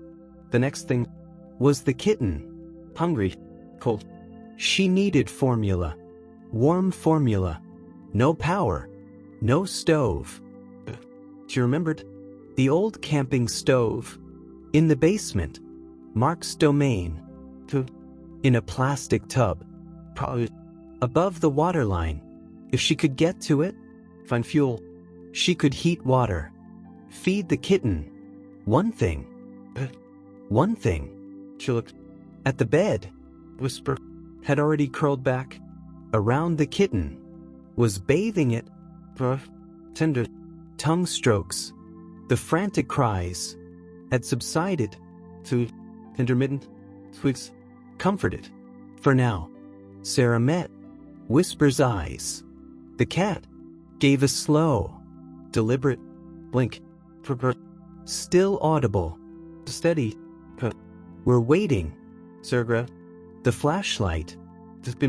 Was weaker now, fading, but it would do. She walked to the bedroom door. Looked back, not at the cold hearth, not at the smoke-stained walls, at the bed that the small tortoiseshell cat probed like a living shield around the tiny gray life she had helped pull from the wall. Whisper's green eyes glowed in the dim light, watching her, trusting her to come back. Sarah took another breath, deeper, steadier. The still cold, still smoky, but it filled her lungs with purpose.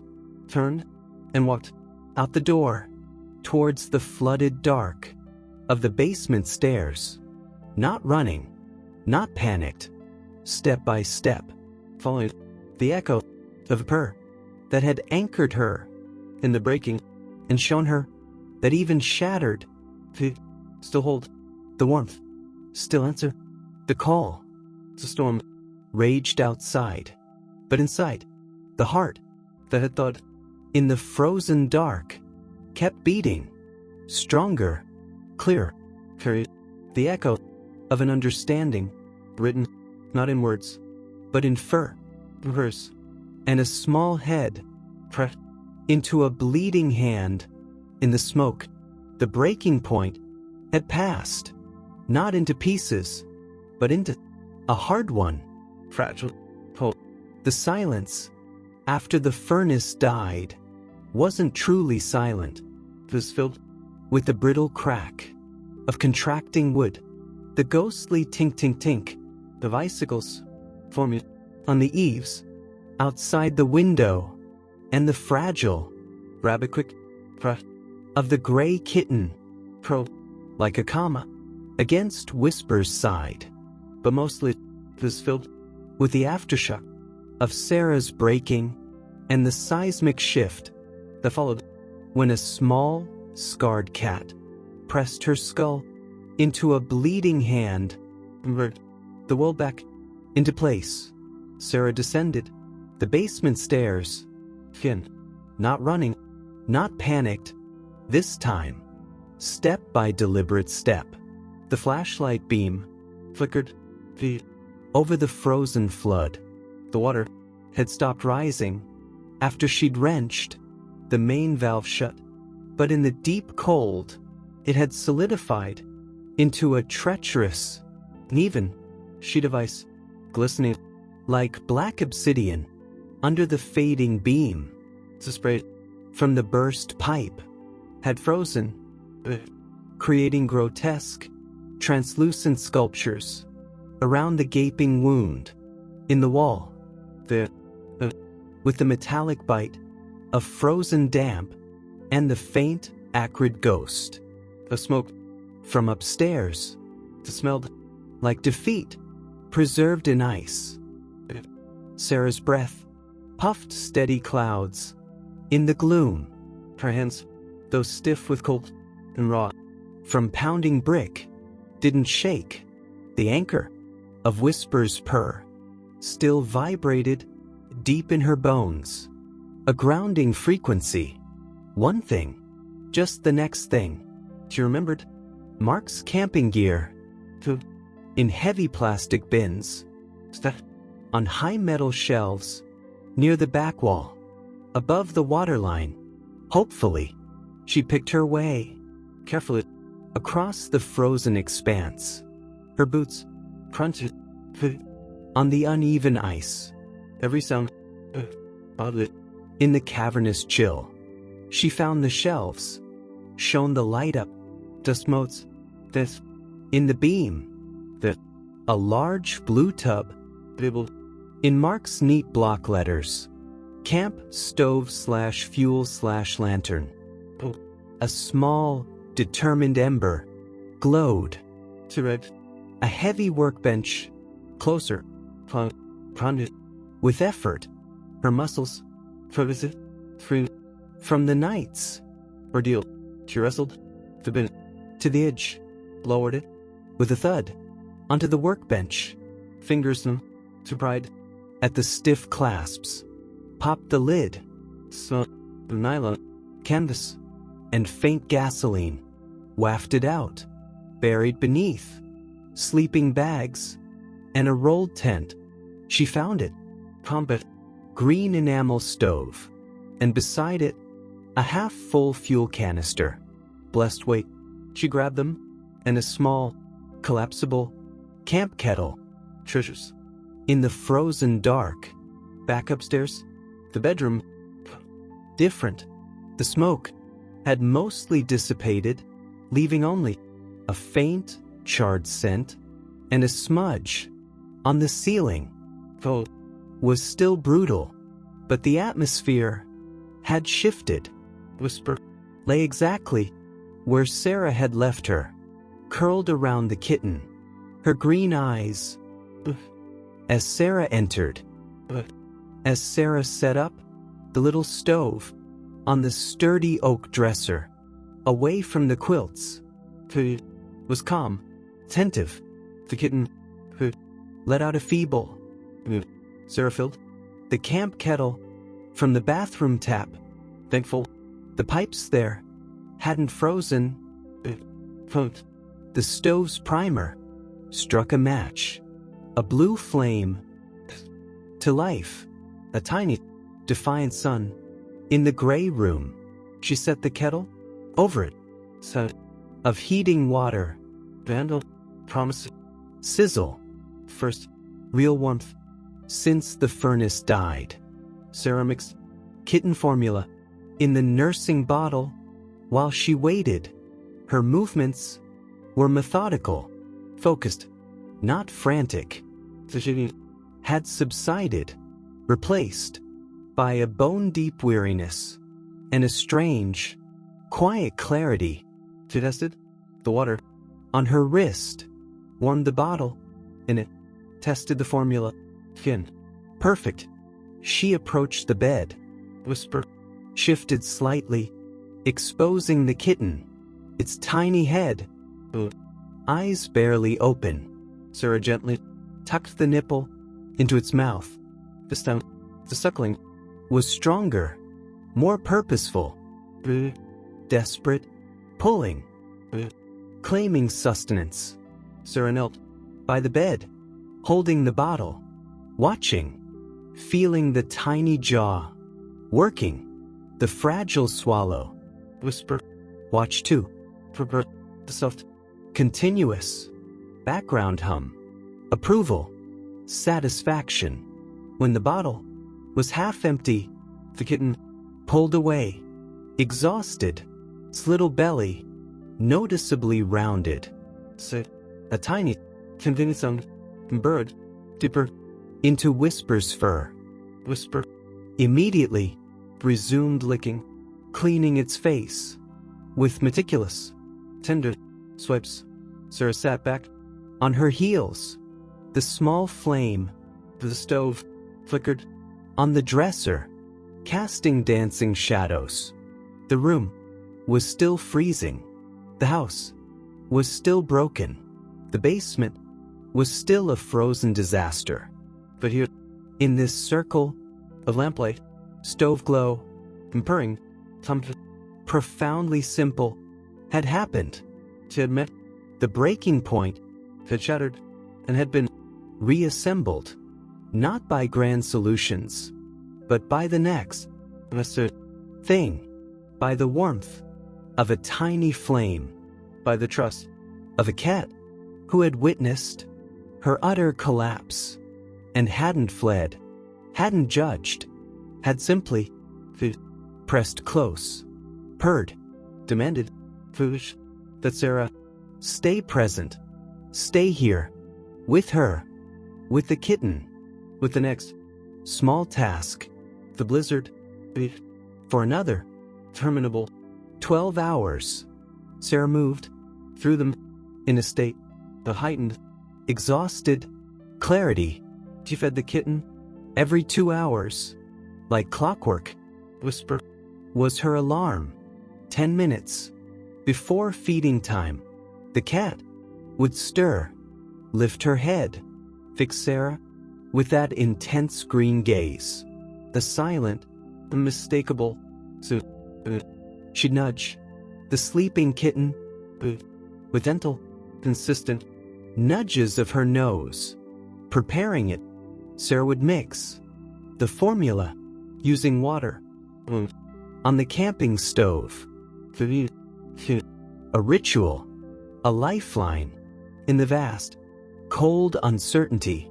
She named the kitten without realizing she'd done it during one dream feeding, as its tiny paws kneaded, felt with surprising strength, and it let out, indignant, when the bottle was empty too soon.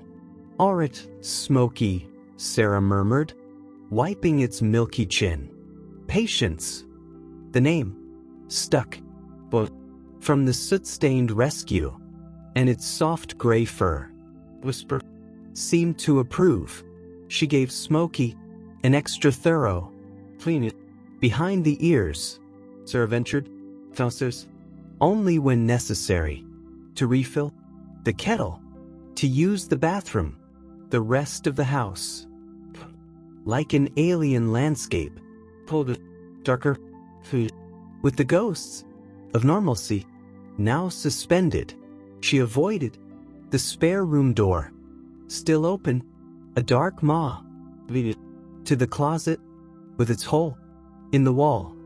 The yellow paint from behind boxes no longer felt like a knife to the heart, felt distant, landscape from another life. Her focus was here, this room, this bed, the small, furry family she'd somehow accumulated. Whisper, so profoundly, the skittishness, tendency to vanish at sudden movements lessened. She still preferred the high ground of the dresser or the bookcase, but she spent on the bed near Sarah, not cuddling, not demanding petting, but present, watching Smokey, watching Sarah. Her green eyes held a new, calm assurance of belonging, of purpose fulfilled. She initiated contact more often, a brief, deliberate brush against Sarah's leg as she walked to the stove, a soft headbutt against her hand when Sarah sat into the middle distance, exhausted, the silent, I'm here, you are here, we are, was a language spoken in verse and unwavering, green-eyed gazes, her to speak back, not with words, but with touch. Gentle hand rests on Whisper's back, while she cleaned Smokey, the cat, arch slightly into the contact, the silent storm.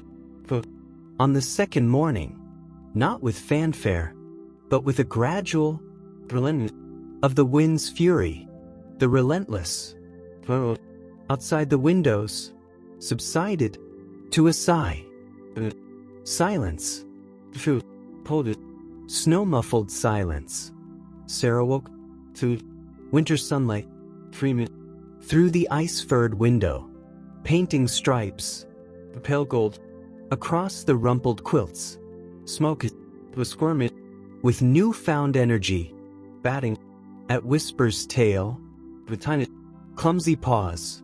Whisper tolerated it with regal patience, patiently pinning the wriggling gray lump with a gentle paw for a thorough cleaning. Sarah lay still, watching them. Foe was still intense. Her breath still misted, but the light, the sheer, ordinary, after days of howling gray, miraculous, heard a distant sound, a mechanical growl, growing louder, the blessed, grinding roar of a snowplow down the main road. Civilization, inching closer, his pricked price, not of grief, profound relief. Getting help wasn't simple. The phone lines were down, cell service spotty, but the plowed road, mobility options. Sarah bundled Smoke in a towel tucked inside her coat against her chest. Whisper from the bedroom doorway as Sarah pulled on layer upon layer, her green eyes alert but not fearful. Sarah knelt before her. Stay, sweetheart, she said, her voice the warm. Guard the fort. I'll be back soon. She reached out slowly. Whisper didn't retreat into Sarah's hand, as it cupped the side of her face. For a moment, a deep purr rumbled against Sarah's palm. Trust, absolute. Sarah drove her old Subaru Soul painfully through the plowed ruts of their rural road. Smoke, a warm, vibrating lump against her heart. She made it to the small town 10 miles away, found the vet's office, miraculously run it on a generator. The vet, a kind-eyed woman with tired lines around her mouth, examined Smokey under a battery-powered lamp. Hypothermic, dehydrated, underweight, she murmured, gently probing. But, remarkably, no broken bones, no internal injuries I can detect. Very lucky. She looked up at Sarah. And very loved. Already I see. Sarah's throat tightened. She nodded, stroked Smokey's tiny head. The vet gave fluids under the skin, provided special high-calorie formula instructions. Took solid form. Sarah bought supplies, kitten food. For later, another heating pad, battery-powered, proper, soft bed. Driving home, the weight of the frozen pipes, the flooded basement, the daunting repairs. But it felt different, manageable, not a crushing sentence. The next thing, problem to be solved, not a reflection of her failure. Back home, Whisper was waiting by the front door. She must have heard her. She didn't bolt.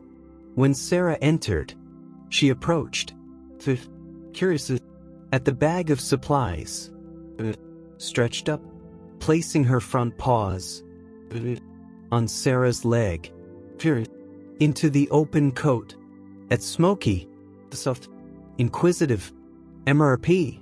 Sarah lowered the sleeping kitten to the floor, still wrapped in the towel.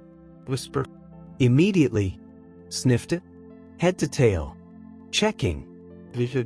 She began the ritual of bathing Smokey against the rough tongue. The reunion was quiet, undramatic, a seamless resumption of their shared guardianship. Sarah watched, leaning against the cold doorframe, the weak sunlight through the window, the dust motes, and the faint steam of her breath. Unspeakably tired, but also lighter, cleansed from her. For the lost future wasn't gone, was a familiar, heavy stone in her pocket, but it no longer dragged her down. It was just a weight she carried alongside other weights, the weight of Whisper's trust, the weight of Smokey's fragile life, the weight of her own rediscovered resilience. She walked past the open door of the spare room, didn't avert her eyes. She stopped, looked in, the weak sun, across the covered crib, across the boxes, marked baby, the yellow walls, faded, not accusatory, a color, a room. She didn't enter, not yet, but she didn't close the door. She left it open. Apologies. Its existence, its history, without letting it define the present. She turned away to the living room, to where Whisper had finished her inspection and was now around Smokey on the rug in the patch of sun. The soft engine of contentment turning into the old armchair nearby. Not Mark's chair. Her chair. She pulled the battery-powered heating pad over her legs, closed her eyes, just for a moment, The silence was no longer oppressive. It was filled with the soft rasp of Whisper's tongue on fur, with Smokey's sleepy with the faint electronic hum of the heating pad, and beneath it all, the unmistakable beat of her own heart, not racing, not faltering, but beating, present, alive. In the aftermath of the storm and the breaking, she had chosen not to rebuild the old walls, but to inhabit the space left open, to let the light and the purring and the tiny, consistent demands of life fill it. Through hers would come the plumber, the cleanup, the bills, but they felt like tasks, not trials. She opened her eyes, looked down. Smoke had wriggled from Whisper's embrace, was attempting to drunken stagger across the rug towards Sarah's foot. Whisper, head on paws, but unconcerned. Sarah slowly descended a single finger. Smoke into it, sniffed, with surprising determination, clambered onto her slipper, curled into a tiny gray puffball, and fell asleep. Sarah didn't move.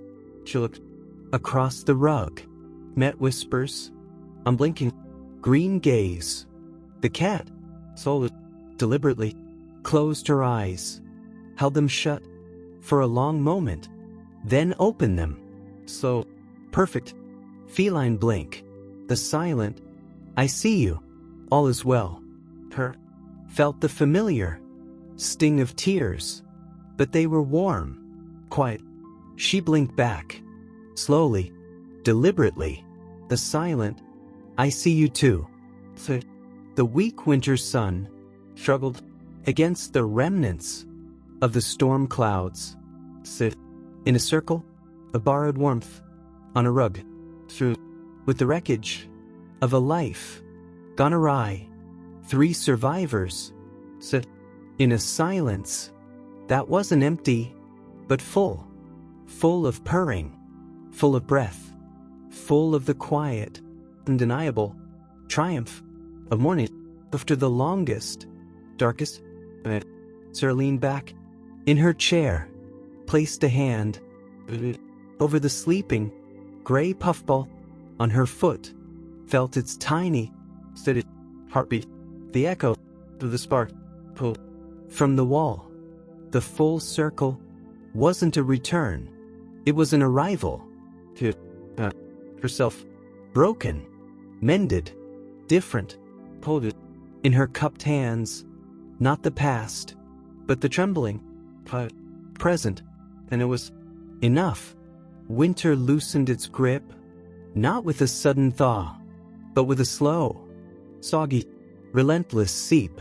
Snowdrift slumped, revealing buried grasses, brown and flattened. Icicles wept, steady tears, onto the porch steps. The world, exhausted, breathing out the cold vapor of the storm. Inside the farmhouse, the chill lingered in corners and deep within the plaster, but the earth no longer bit with quite the same knife edge. Fierceness had settled into a new, quiet rhythm. A rhythm, not on grand plans, but on the minute, punctual beats of survival and care. Sarah moved through her days with a kind of wearied grace. The plumber swore softly at the frozen carnage in the basement, replaced the burst pipe, drained the icy flood.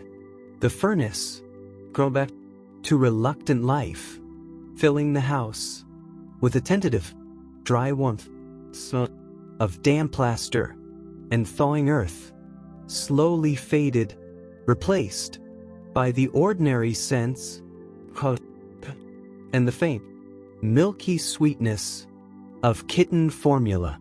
Smoke was a revelation.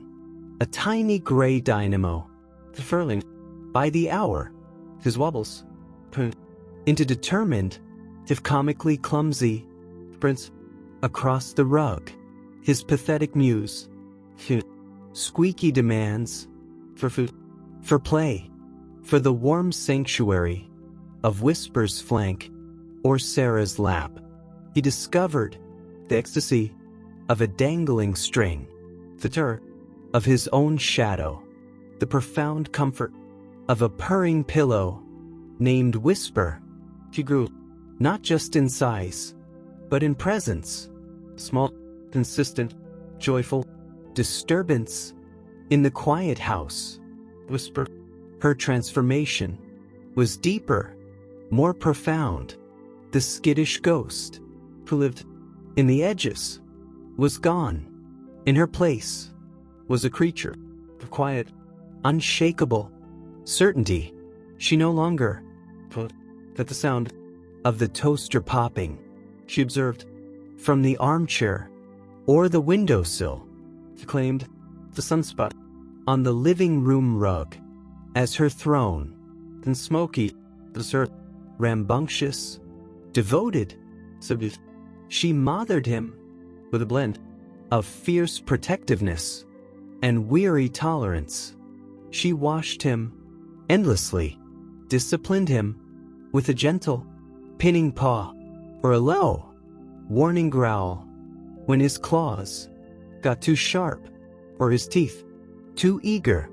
She let him probe against her belly, his tiny face, but in her fur, for constant grounding soundtrack to his kitten dreams. Sarah, she watched them, she fed them, she cleaned litter boxes, she played with a feather toy until her arm ached. She laughed at Smokey's absurd antics. The felt rusted first, more frequent, more genuine. The hollow ache was still there, familiar, heavy stone in her pocket, but it no longer dragged her to the floor. She carried it alongside the warmth of Whisper's head, butting against her knee as she washed dishes, alongside the ridiculous, say, the Smoky suit, paws twitching in her old sweater, dripped over the back of her chair. She avoided the spare room. The door remained open as she'd left it, a dark rectangle at the end of the hallway. She walked past it to the bathroom, to the linen closet, skittered away, the water off oilskin. She wasn't ready, not yet. The yellow paint, the shrouded crib, the boxes, like artifacts from a shipwreck, too heavy to examine, to touch. One afternoon, a week after the plumber left, Sarah sat on the living room floor, surrounded by a chaos of kitten toys. Smoke was engaged in mortal combat with a crinkly ball. Whisper observed from the armchair, eyes half closed, picture regal food, resignation. Her was trying to sort the pile of mail that had finally been delivered, bills, advertisements, with an official-looking envelope from the lawyer's office, handling the divorce finalities. She set it aside, unopened. Not today. Her gaze drifted to Whisper. The cat was watching her, not Smokey. Her green eyes, that familiar, unblinking intensity. But today, there was something else. The quiet, consistent restlessness. Her tail tip twitched twice, stretched, arching her back with a luxurious, silent yawn. She jumped down from the chair, not towards Sarah, not towards Smokey. She walked purposefully out of the living room into the hallway, Sarah watched her go. Flicker of curiosity stirred. Where was she headed? The kitchen? Her food bowl was still half full. Sarah heard sippet of Whisper's feet. Stuff not in the kitchen. Further down, towards the bedrooms. A moment of silence. A sound. Not a meow. Not a chirp. Deliberate, consistent. Scratch, scratch. Against wood. Coming from the end of the hallway. From the spare room door. Sarah froze. The crinkly ball. Notice. Across the floor. Smoke. Puff. On empty air. Scratch, scratch. Fin. So. Was key. Turn it. In a rusty lock. Memory. Flooded back. The blizzard night. The 4 a.m. summons. The urgent green eyes. The closed door. The hole in the wall. Smoke is tight. Desperate. Sarah's breath. Caught. Her heart. A hard. Slow beat. Against her ribs. Was something wrong? Another kitten trapped? A mouse? Panic. Cold trickle. Started. Down her spine. She pushed herself up. Whisper. Her voice sounded thin. In the quiet house. She walked down the hallway. The step felt heavy. Reluctant. The spare room door stood open. Whisper was sitting just inside. Not facing the closet. This time, she was facing the center of the room. On the large shape, covered by a dusty white sheet. The disassembled crib. Scratch, scratch. She lifted a paw. There. Towards the sheet. Not frantic. Not alarmed. Purposeful. Insistent.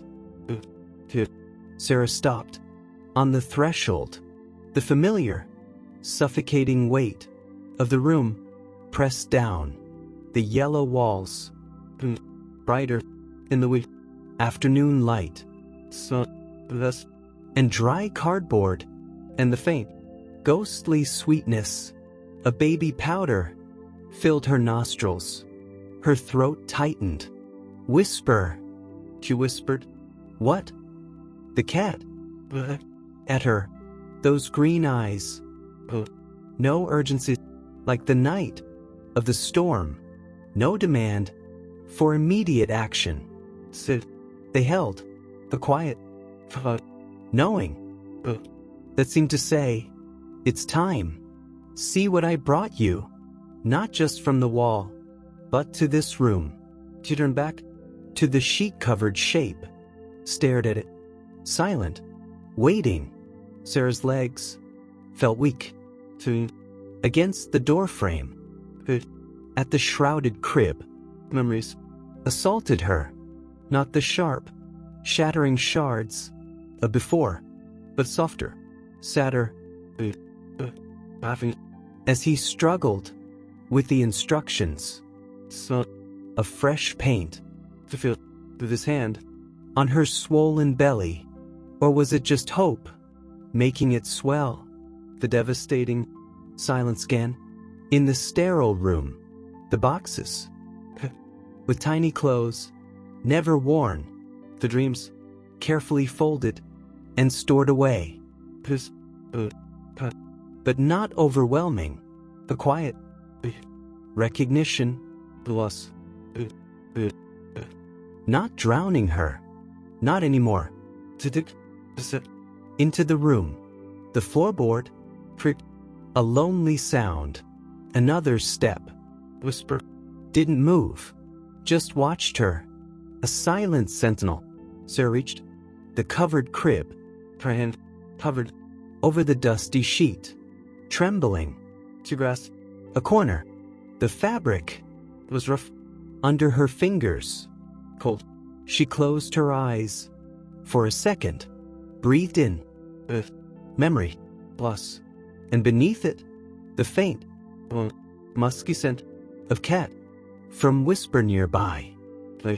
Present. She pulled The sheet, sort of, was soft, of displaced air, raising small, swirling carpet of dust motes. In the sunlight, the lay revealed, not assembled, just the pieces, neatly stacked. The smooth, sanded oak glowed in the light. The craftsmanship was beautiful, simple, strong. Mark had chosen it, insisted on it. Only the best, he'd said, his eyes bright. Sertrace finger along a curved rail. The wood was smooth, silent. She expected a fresh wave of grief, a stabbing pain, but it didn't come. A profound, quiet sadness. Beneath it, something else. The strange detachment. This beautiful wood, this potential for life, to never held life, was just wood. Beautiful, so in a room, frozen in time. Whisper made a soft sound. MRP. Walk closer. Her flank against the stacked crib legs. She looked up at Sarah. Her green eyes. No expectation. No demand. Simple, quiet question. See? It's just wood. And then Sarah saw it. Not with her eyes. First, but with her understanding. Whisper's gift. Her final reveal. It wasn't about the room, or the crib, or the lost dreams. It was about what Whisper had done with this room. This place of Sarah's deepest pain was the place Whisper had led her to find life, to save life. Smoky, the tiny spark, from the darkness, to, in this tomb of unborn hopes, had been rescued, given shelter, given warmth, had thrived. Whisper hadn't just led her to a kitten in the wall. She had led her to the epicenter of her own frozen heart and shown her that even there, in the most broken place, could take root, could be found, could be saved. The room wasn't cursed, was redeemed by Smokey's first desperate cry, by Whisper's fierce determination, by Sarah's own trembling hands into the dark. The beautiful and used crib wasn't a monument to failure. It was just wood, potential, waiting for a new purpose. Sarah looked down at Whisper. The cat blinked slowly. The silent, you see, sank to her knees on the dusty floor. Not in grief, in awe. Tears came then, silent, streaming, cleansing. She reached out, not to the wood, but to Whisper. The cat stepped forward, met her halfway. Sarah buried her face in the tortoiseshell fur of Whisper's neck, feeling the rumble of her purr vibrate against her cheek. The deep, resonant, soothing tone.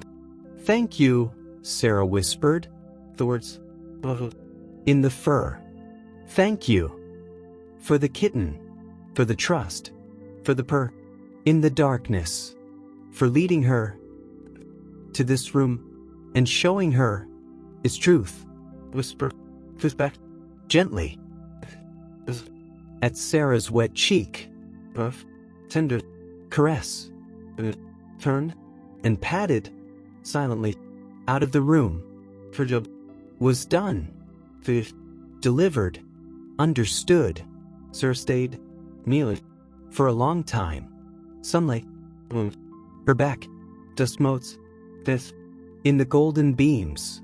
She looked at the stacked oak, beautiful wood, strong wood. With her finger, an idea began to form. Not a grand plan, not a replacement. Simple, practical, repurposing, adapting, like whisper, to warmth, like smoky, to safety. She stood, wiped her face, to the living room, whisper, to the bed. In her sunspot, smoke was sprawled across her paws, fast asleep. Sarah picked up her phone, not to call a grief counselor, not to browse furniture stores. She opened a search engine with steady fingers, simple cat tree plans using reclaimed wood, added safe for kittens. She scrolled, found a design, simple platforms, wrapped in sisal, a cozy cubby, using the curved rails, the sturdy legs, the beautiful and used oak would hold new life. Whisper's regal perch, Smoke's climbing kingdom, a monument not to what was lost, but to what was found. In the thaw, Sarah looked up, met Whisper's watchful green gaze, slow, understanding, touched Sarah's lips. Small, from this. The final gift wasn't hidden in a box. It was the realization that the materials of her broken dreams could be rebuilt into something strong, that held the joyful, present.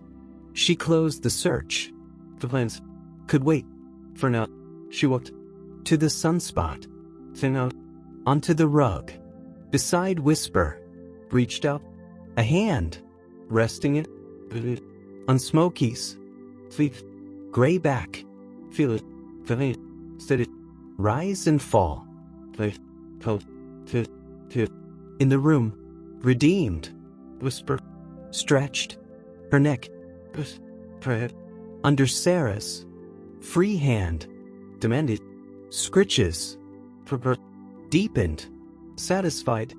Thunder wasn't just seen, it was being lived, one tiny breath at a time.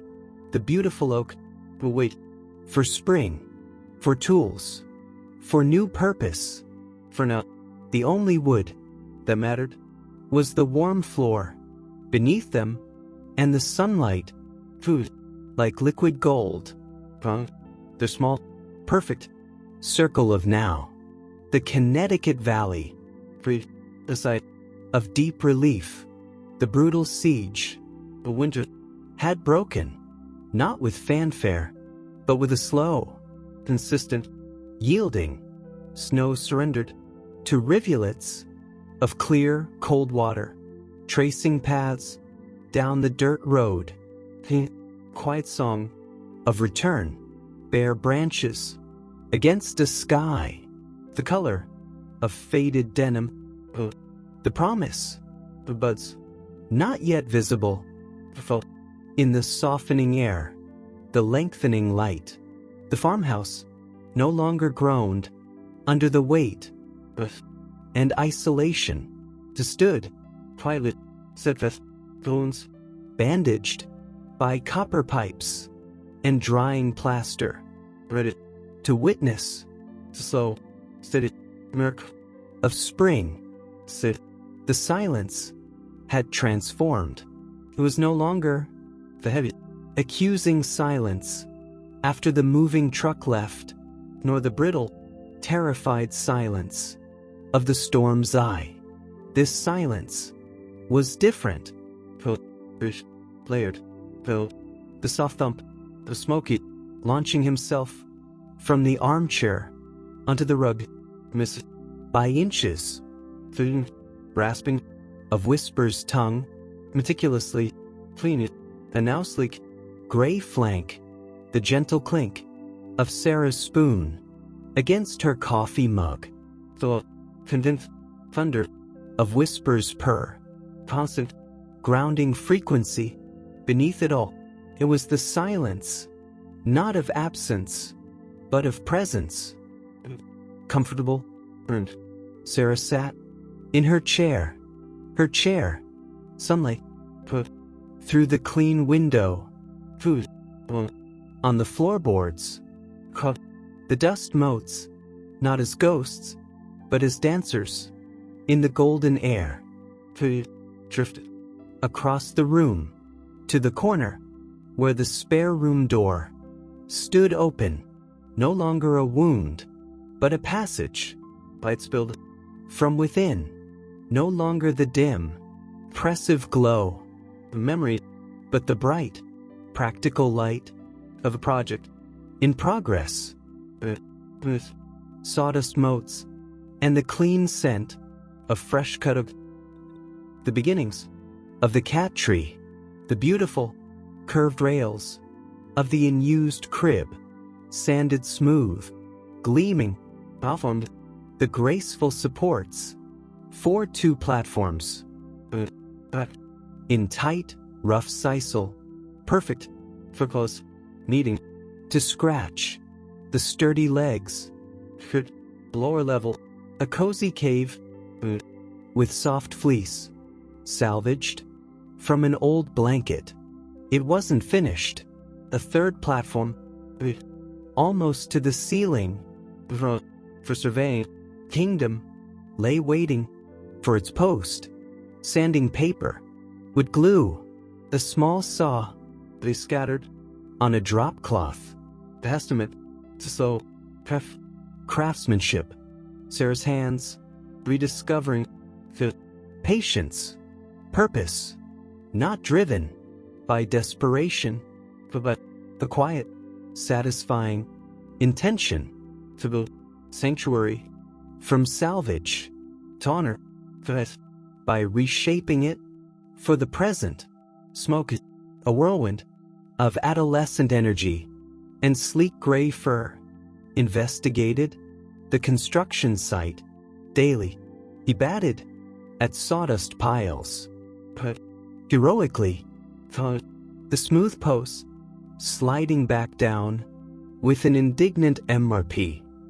He blamed the fleece-lined cave immediately as his personal nap fortress. Whispered from a prudent distance, usually from the top of the bookcase. Her green eyes missed nothing. She approved, not with overt enthusiasm, but with a regal blink. When Sarah held up a piece for inspection, her throat would be the highest platform. Sarah knew the vantage point was perfect for watching birds in the budding maple outside the window. To keep a benevolent eye on her chaotic charge below. Sarah took a sip of cooling coffee, lingered on Whisper. The cat sat in her current favorite sunspot on the wide oak windowsill. Her posture was relaxed, utterly at ease. The permanent tension that had thrummed beneath her fur like a live wire was gone, replaced by a profound, unshakable calm. Her tortoiseshell coat held in the sunlight. The old scars on her muzzle were still there, of survival, but they seemed less like wounds now and more like badges, testaments to resilience. She blinked, solid, at a sparrow caught on the thawing earth outside. Present. Sarah realized, with a warmth spreading through her chest, was perhaps Whisper's greatest gift. Not just Smokey, not just leading her through the dark or anchoring her in the breaking, but this embodiment of peace after the storm, after the fear, after the long journey to safety. Whisper wasn't just a rescued cat. She was a living testament that trust could be rebuilt, that safety could be learned, that a creature hit by hardship could choose to soften, to claim a sunspot, not just for comfort, but for the sheer, quiet joy of being alone and safe. And here, through Sarah's own journey, the thought within her, to slow, tentative reclamation, a peace, not the naive peace, but a peace earned in the frozen dark, and hampered by tears, hers, and tiny, consistent heartbeats, smoke abandoned his inspection of a dust bunny under the sofa. He spotted Sarah in her chair, ears pricked, tail held high, like a furry exclamation mark. He launched the silent, gray missile across the room with surprising grace. For once, in her lap, against her chin, the demanding, affectionate marrow circled, settled into a compact, furry, his warmth through her jeans, for a higher, brighter counterpart to whispers, deep rumble. Sarah smiled. The thing. She rested her hand on his soft back, felt the vibration travel up her arm. Joyful, demanding, present. She looked from smoky to whisper, backlit by the spring window, to the half-built cat tree, gleaming with promise. In the corner, to the open door of the spare room, a room holding potential for storage, perhaps a quiet reading nook. The yellow walls no longer screamed. They whispered with tenderness, not bitterness. The meaning wasn't complex, but in the rhythm of their days, in the purse that filled the silence, in the way broken things to be shelters, the way lost paths to lead to unexpected, beautiful clearings didn't always arrive, and planned. Thumbs to scratched to your door at 4 a.m. in a snowstorm.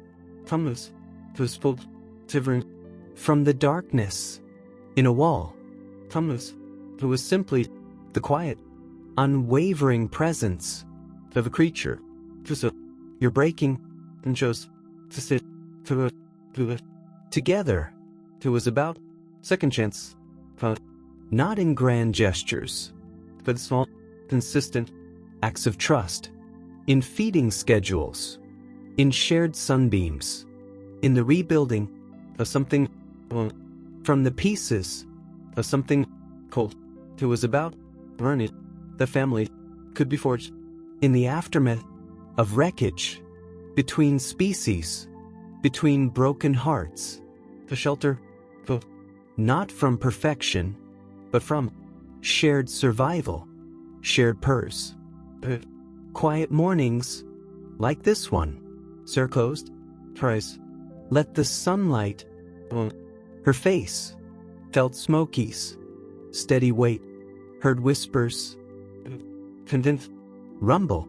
The silence held her, not empty, full to the brim, with life, with peace, with simple gratitude of being alive, alongside this miraculous creatures who had taught her how to thaw, how to trust, how to find the morning, the longest night.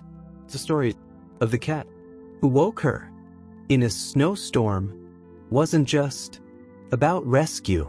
It was a map, fresh verse, and shared warmth, and tiny heartbeats that even from the frozen heart of despair could be found by the emerald gaze of an unexpected guide, leading you not just through the storm, but home to yourself, to the quiet, unshakable understanding that you are never truly alone.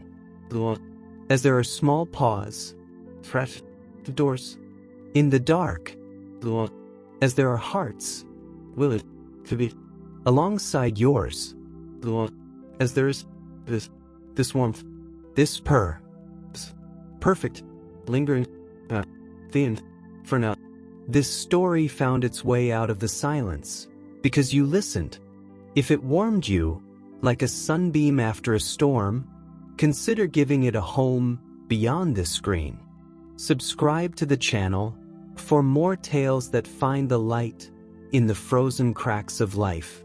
Press the bell icon so you never miss the next rescue, the next purr, the next journey begun at 4 a.m. Speech balloon, leave a comment. Tell me what whispers purr sounded like in your heart. Or share your own story of an unexpected guide. Share this with someone who needs to know that even in their blizzard, dawn is coming. Because sometimes the greatest rescues happen one view, one I see you at a time. Thank you for walking through the snow, Didus.